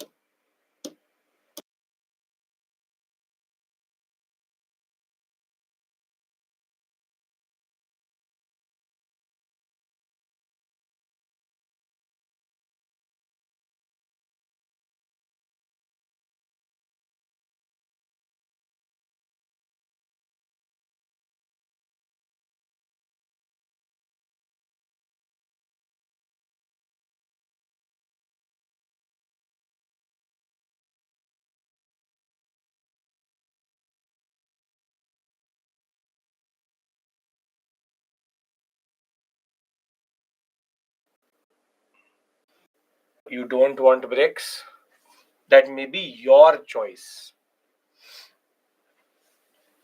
So that may be your choice. Close to don't give us a break. What do you expect to consolidate? What do you expect me to do? That I should listen to 5 or should? And sorry, from the lead that get itself is start. We have means Paleolithic, Mesolithic, Neolithic, and Chalcolithic. Now across the world, we have prehistoric art from different periods. But from the lower Paleolithic itself, we start to get it. But for the Indian subcontinent, we believe that from the upper Paleolithic period, we start to get art and paintings. And prehistoric art has a very specific terminology or a term related to it, which is called petroglyphs. They're called petroglyphs. Glyphs mean to paint. Petro means to be on rock. So you have petroglyphs, and the basic point is painting tradition is something which is hardwired to us. What do you mean by hardwired? That you could be a very good painter, you could be a very bad painter, but everybody knows how to make something. It is like somehow when we are born, at the earliest age itself, if you give a child a pen or a brush, even 5 months old, 10 months old, even 1 year old, a child, he would always know how to hold a pen. He would either hold it like this or hold it like this, but they know how somehow to hold a pen. This means that we are genetically wired to paint. And petroglyphs is the technical terms for prehistoric art, prehistoric paintings in that regard, which is called cave paintings. Cave paintings are called petroglyphs. Now, this hard wiring of your brain to understand how to make things comes from the fact that our earliest ancestors, the earliest men and women, were doing something which most of us can't do today. Petroglyphs means look, open your eyes and look at the screen. What does it say? Cave paintings, petroglyphs. So what does it mean? Cave paintings. Again, not sure. What are you doing? So the SME, what you pushed is geoglyphs. Is called geoglyphs. So you remove that carving part. You can change that. That's called a geoglyph. Geoglyph is a bigger term, and petroglyph is a smaller term than that. That is the issue with the Google. Okay. So cave paintings, which is when you do a certain art on the surface of the rock, then it is called cave painting. When you push into it and start to do engravings on it, it is called geoglyph, which is basically carving into the rock itself. We'll discuss geoglyphs also later. But petroglyphs is a word which is used for more or less cave paintings. Multiple times UPSC uses this word, that what is the speciality of petroglyphs in India. Now, when I said petroglyphs or cave paintings, I'm talking about a certain tradition. Of painting which existed from Upper Paleolithic. Now, I don't think there is anybody here, and I hope that there is no one here, who needs to be explained what is paintings. I hope. You understand what is a painting, right?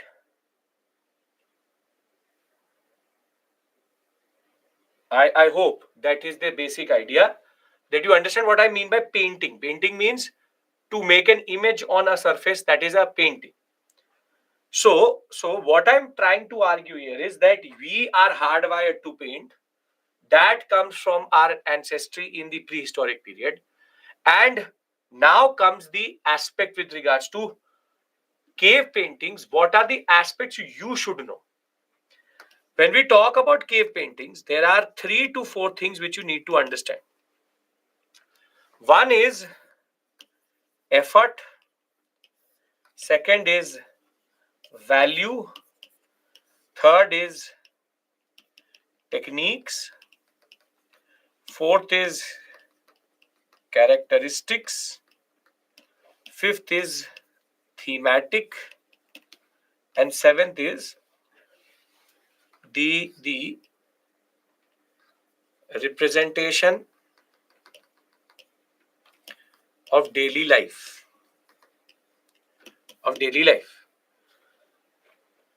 Now, it is prehistoric period. This means, is there literature or there is no literature? Prehistoric means what? Literature is there, literature is not there.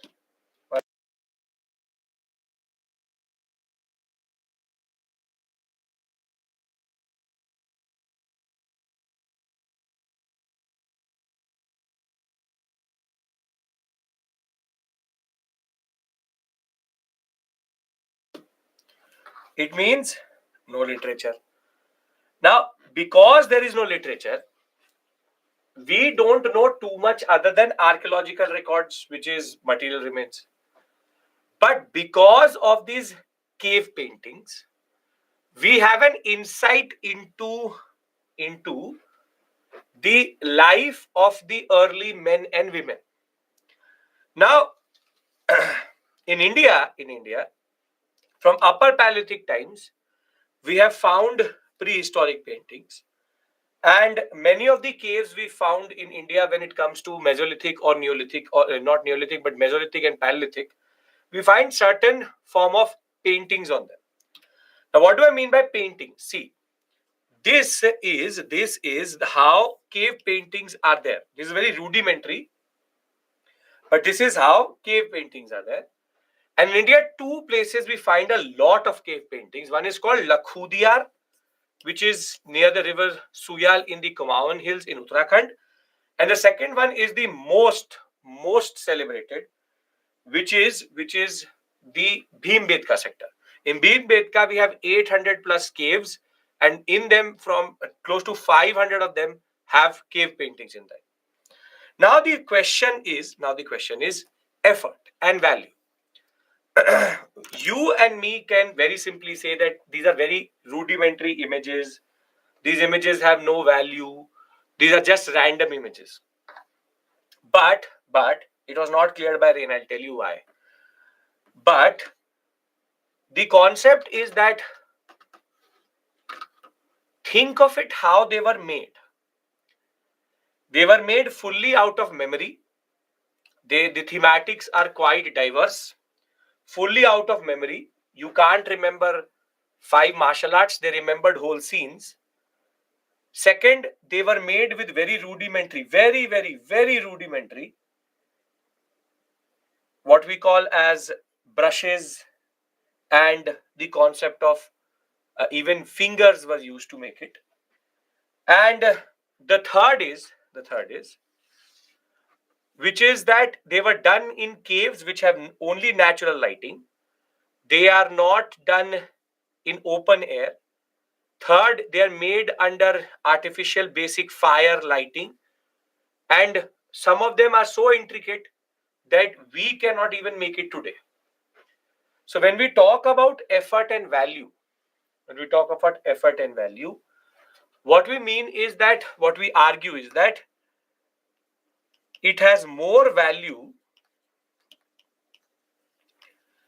and what we call as expertise than even modern art today.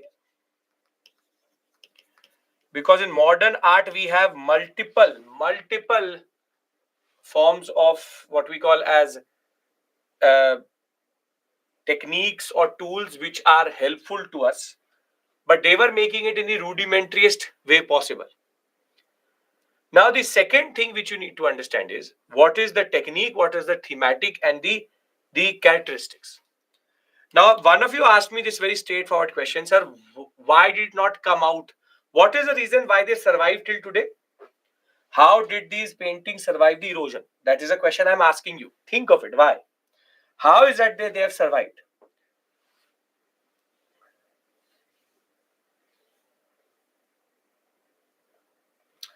See, the reason why they survive, as some of you have pointed out, is because not knowingly, invariably, unintentionally, the way they painted was that they were using certain chemicals which were available in the nature. Because the paint has chemically reacted with the rock, the rock still holds that color. For example, they have used limestone. They have used hematite, which is ferric oxide. What happens is that when you apply ferric oxide to the rock, it chemically reacts with the rock and therefore takes up that color. That is the most common color which survives is either red or white, because it's either chuna, which is limestone, which they've used though not knowing that it is a chemical reaction, and that is why the rock has picked up the color quite a lot. So the erosional activity and the fact that it has survived till today is because of the color being picked up. Now, the third is what is the thematic. Now, Lakhudiyar and Bhimbetka both show us that the thematic is quite diverse. From stick images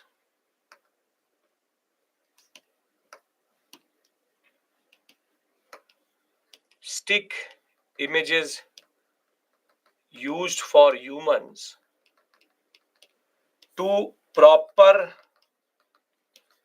designs for animals and humans, and different scenes of these periods are shown. Now, when we go to Bhimbetka, we get more thematics. This is not an elephant. This is obviously not an elephant. This is a boar. Boar. This is not an elephant. Boar, pig, wild pig is called boar. Now, in Lakhudiyar, we find this dancing scene. That is one thing. But if you go to Bhimbetka, which is the most celebrated, you will find multiple thematics, and the most celebrated of them are three. One is called the hunting scene, the other one is called the fishing scene, and the third one is called the household scene. Now, why are these images so important? See, if you look at the aesthetic sense of that person, aesthetic sense of the painter, you will realize that they are trying to show animals in different patterns. And these patterns therefore try to show animals in different ways. So they are trying to show that every animal is different by giving them a separate pattern altogether. More than that, you can see humans are represented in different manners. For example, this person has the bow and arrow. Now we know that they were using bow and arrow. They have already killed an animal and the blood is coming out. And they have shown a woman with her children to a small cat itself. The simple point is that the hunting scene shows us the scale of hunting which they were doing. But this image has a problem. which is basically called the concept of, there's an issue of scale, and a scale in the sense of painting, and there's an issue of depth. Scale means that, for example, they have shown children on the back of that woman. But do children look like this small, vis-a-vis a cat, vis-a-vis other men? No. This is called the issue of scale. This is called the issue of scale, wherein they are not able to show correct scale. Second is the issue of depth. Depth means that we don't know which is in the front, which is in the back. This comes out more when we look at, for example, this image, which is called the fishing scene. Now, fishing scene is very interesting because they again try to show every different fish in a different pattern, in a way that they wanted to show that every fish is different. They are showing us nets, they're showing us baskets, which tells us the day-to-day life in that regard. But again, one thing which is missing is the issue of depth and scaling. That, for example, this fish is as big as or more big than this man, or the fishes are very big and the men are small. This is called the issue of scale. You are not able to create the right scale, that this pen is looking as big as me, but this pen is basically held by me. So when I keep it in front of the camera, you can see now it looks very big. It looks like it is as big as my head, which is technically not true. And that is because there's an issue of measurement. There's a problem of scale in that sense. If you don't have the proper depth in your image, scale becomes different. But somehow, if you look at the household scene, you can see this person is sitting in the front or the back.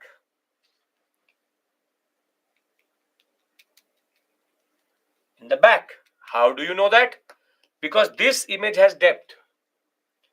This image has depth. Somehow has depth, wherein you can realize that these 1 and 2 and 3 are in a different space altogether. But again, then the problem is when we talk about, for example, the scale of other things vis-a-vis it, then there's a problem. So you can see that they are trying to figure out something. They are experimenting, but the fact of the matter is these household scenes are the only things which we actually have till today that represent the early life of men and women. Now, before I go into the characteristics which have to be written in the examination, this is a very interesting thing. This is called the agricultural field. Now, this is interesting because each of the geometric patterns, they don't only use red, they use red, green, and white and yellow. When we talk about agricultural fields, every geometric pattern shows a different crop. So what does it represent? What does it represent?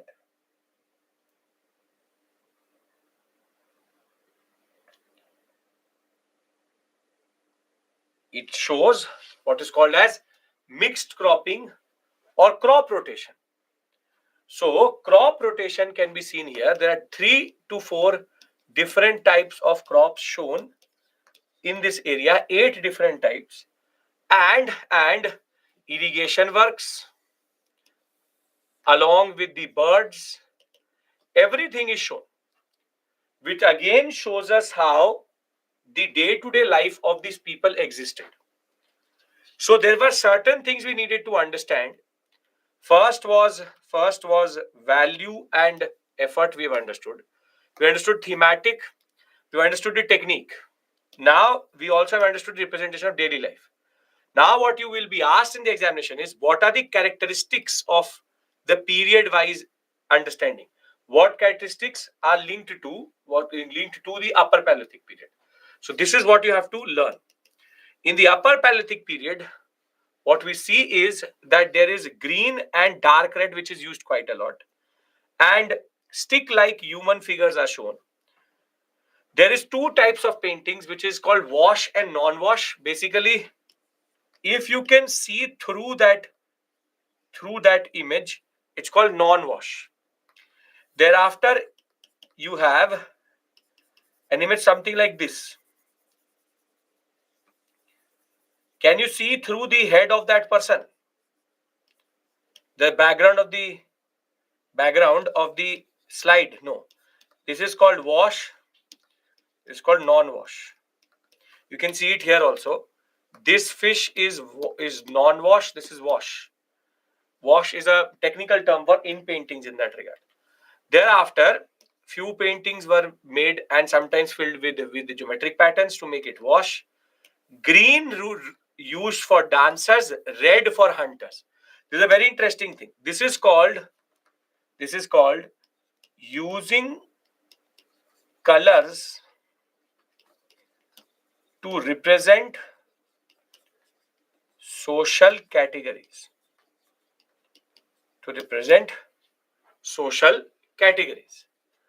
Thereafter, you have the Mesolithic period, wherein the largest numbers of paintings emerge because of the fact that it is a period in which the caves are more than the Paleolithic period.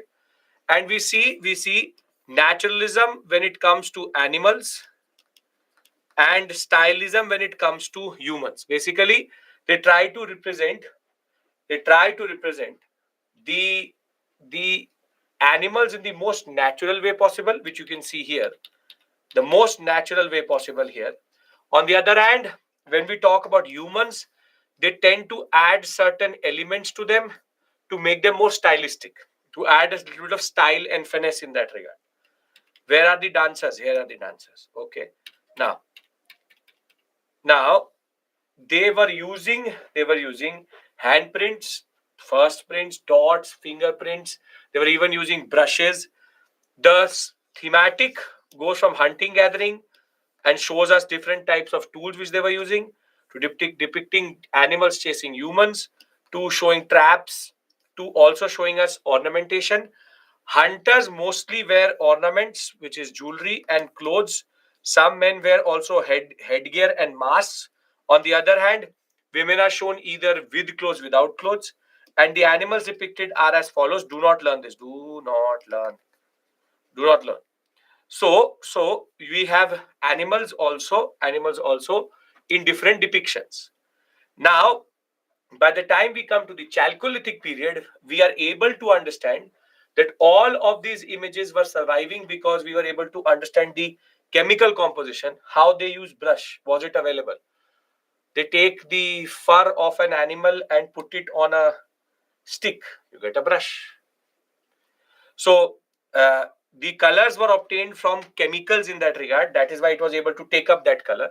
They did not know about the chemicals. They just looked at the color of that thing and they were able to experiment with different colors. Invariably, they were actually using chemicals which they did not know. For example, hematite Geru is used for the iron oxide element, which basically reacts with the rock. Then, for example, green is taken from chalcedony, again a rock. White is taken from limestone, chuna. It will again react with the rock. So therefore, these oxides were being created invariably. It was a totally unintentional consequence.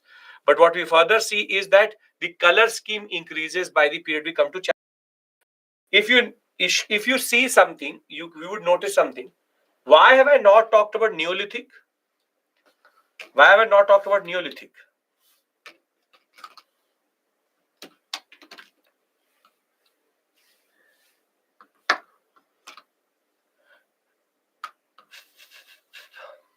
Where do you find these paintings?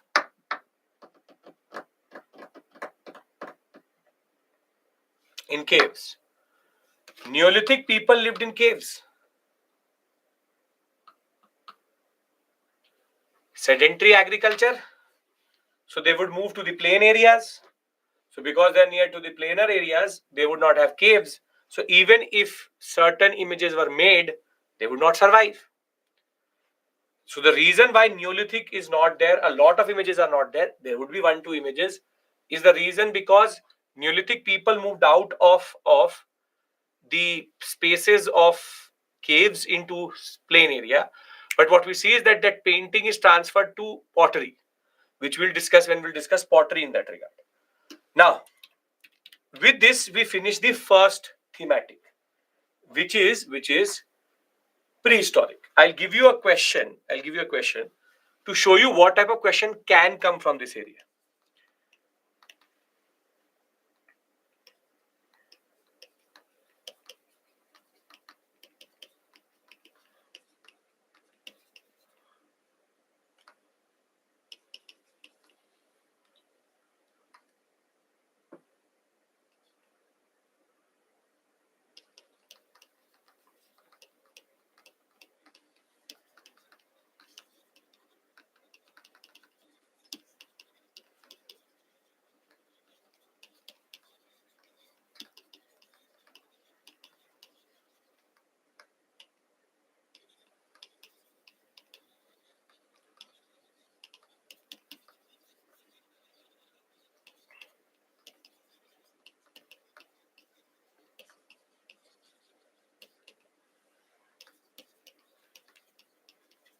Can you answer this question?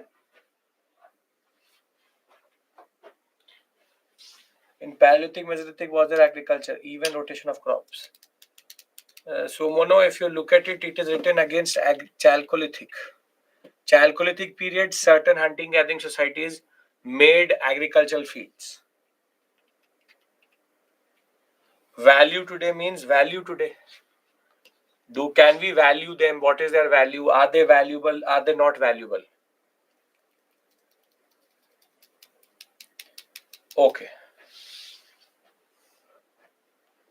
How should we value? How should we write their value today? What should be your answer with regards to that value today?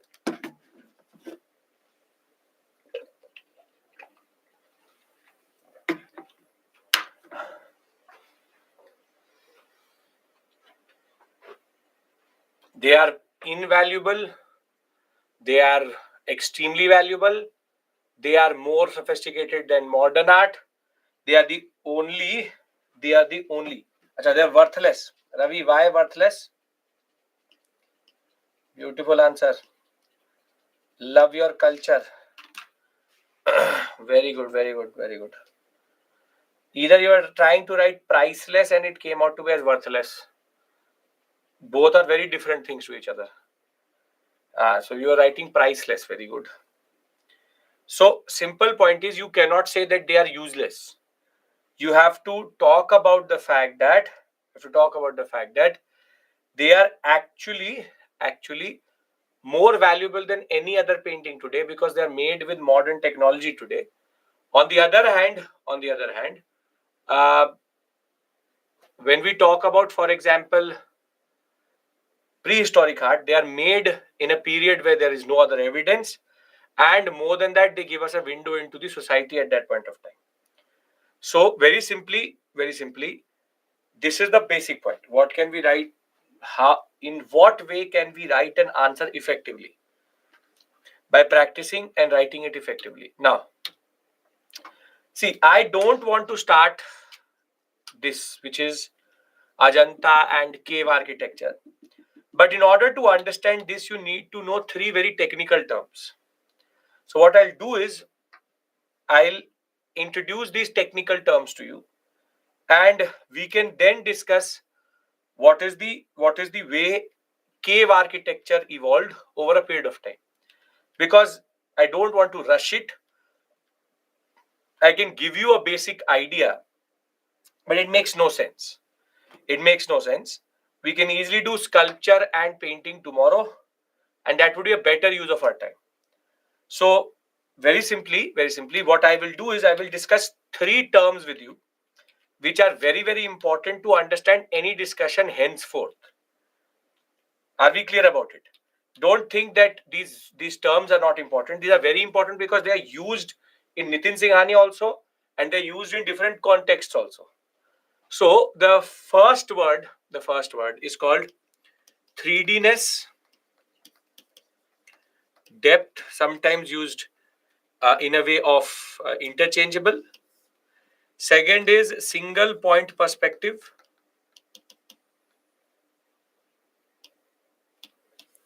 Single point perspective. And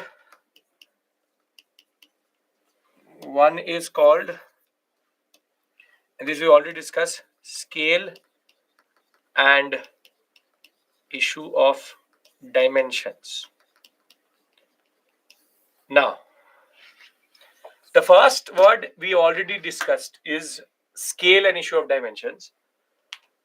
The scale and issue of dimension is basically something which is a matter of how you represent something. Now, this is a, you can't see this. What should I show it to? Okay. Now, this is a remote. This is also a remote. Which is bigger, the white remote or the black remote? Right? Now, if I show it to you like this, which is bigger now? The black one. Now, basically, the more I bring it closer and I show it to you, it will start to basically look the same. But if I show it to you in scale, they are very different. This is the real scale. But if I don't make it in the right perspective, it will seem like that they're at least equal to each other, if not bigger. This is called the issue of scale and dimension. If you don't make a certain thing with the right depth, you basically mess up its scale. So very simply, this remote is going to come within my hand. But within a certain perspective, it can seem to be as big as my hand. And that is basically called scale issue. And scale is intricately linked to 3Dness. The more 3Dness you give to a certain picture, the better you will understand its scale. For example, right now my image is 2D. You can see me in this plane, and if you look at it, my edge of my coat and the PPT background are in the exact same area. So this seems to be 2D. And in 2D, mostly you will not be able to make out which is front, which is back. Now, if I stand like this camera is capable of taking depth also and scale also. So now you can make out that I am actually a 3D image, because you can make out that this back is in the back, this is in the front. This will get messed up if a 3Dness is not there in a painting. I'll try to show you one thing. For example, you see here. This image is actually a very good example of three things. One is called cluttering. This is the image of, this is a Jatak image of Avalokeshwar. And basically this is called clutter. Too much has been packed into the same painting itself. But the biggest issue is, for example, is of scale and depth. If you can see, there's a horse here. Now this horse is equal to the size of this woman. Now, can that be the case? That a woman and a horse are exactly same size.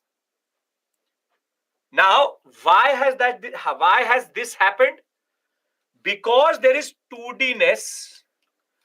This is in the back, this is in the front. So she should have been bigger. But that is not coming out. This is not true, for example, for an image which will be made by, for example, the Mughal. This is again a very good example of issue of 3Dness and scale. this elephant and this woman seem to be in the same place, meaning this seems to be the same plane. But what the painter wants to make it is not this plane, but this plane, meaning this is in the front, this is in the back, but that is not coming through. Now you look at this vis-a-vis, for example, an image. This is again Mughal painting, issue of scale and 3Dness, wherein you can see this person is equal to one whole story of a building. He is bigger than the person standing next to him, and the whole building is made crooked. You see, this is called crookedness. When I make a 3D box, you see, I make it like this. I show you depth. That is the beauty of making a 3D image. But if I make it like this,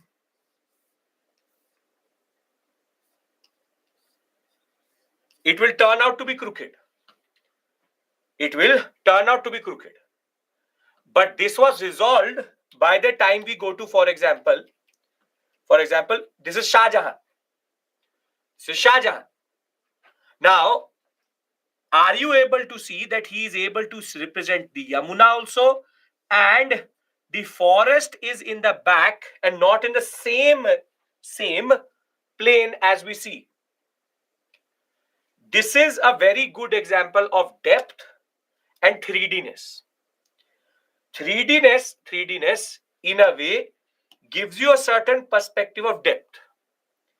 If you understand this, you will half of the Nitin Singhania chapter will start to make sense to you, which is that 3Dness is something which basically resolves your issue of depth and the issue of scale. All these three things get resolved if you have the capability of making something in a way of depth. I can make a box like this also. This is a 2D box. I can make a box like this also, which is a cube. This is a 3D box. The difference is you cannot make out if it is this image, this part, any of the 8 sides. In 3D, you can basically make out which is the front, which is the back on the basis of your perspective, which brings us to the third point, which is called single point perspective.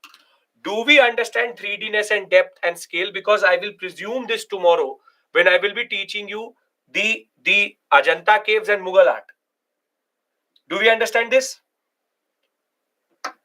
Okay. Now, the last thing is called single point perspective. See, single point perspective is very simple. Right now, you are looking at me from a single point perspective. I can stand here or I stand here.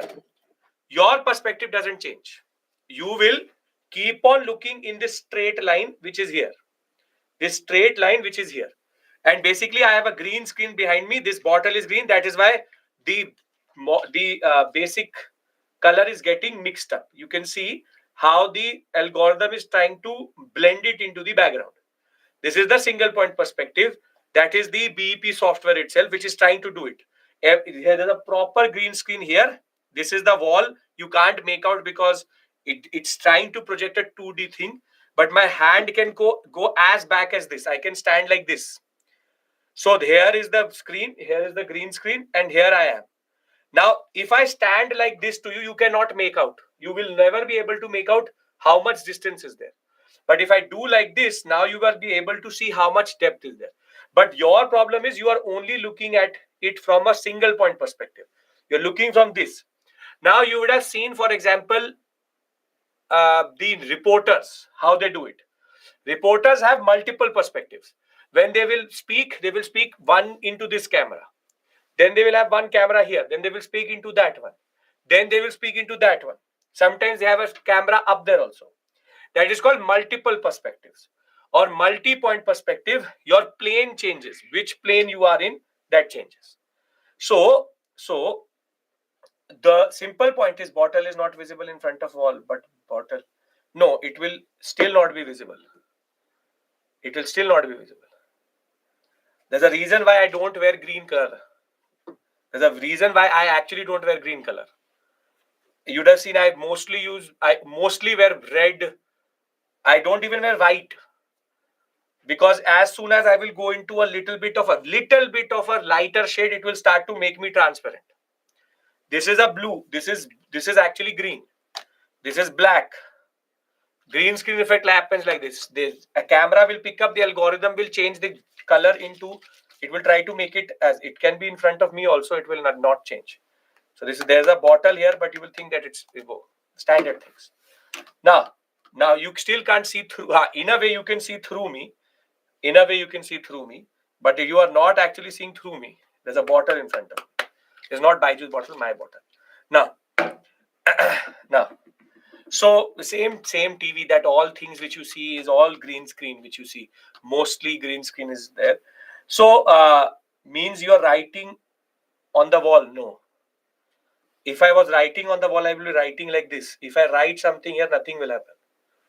There's a vacuum in front of me. Abhi tak you have not realized that I write like this, not like this.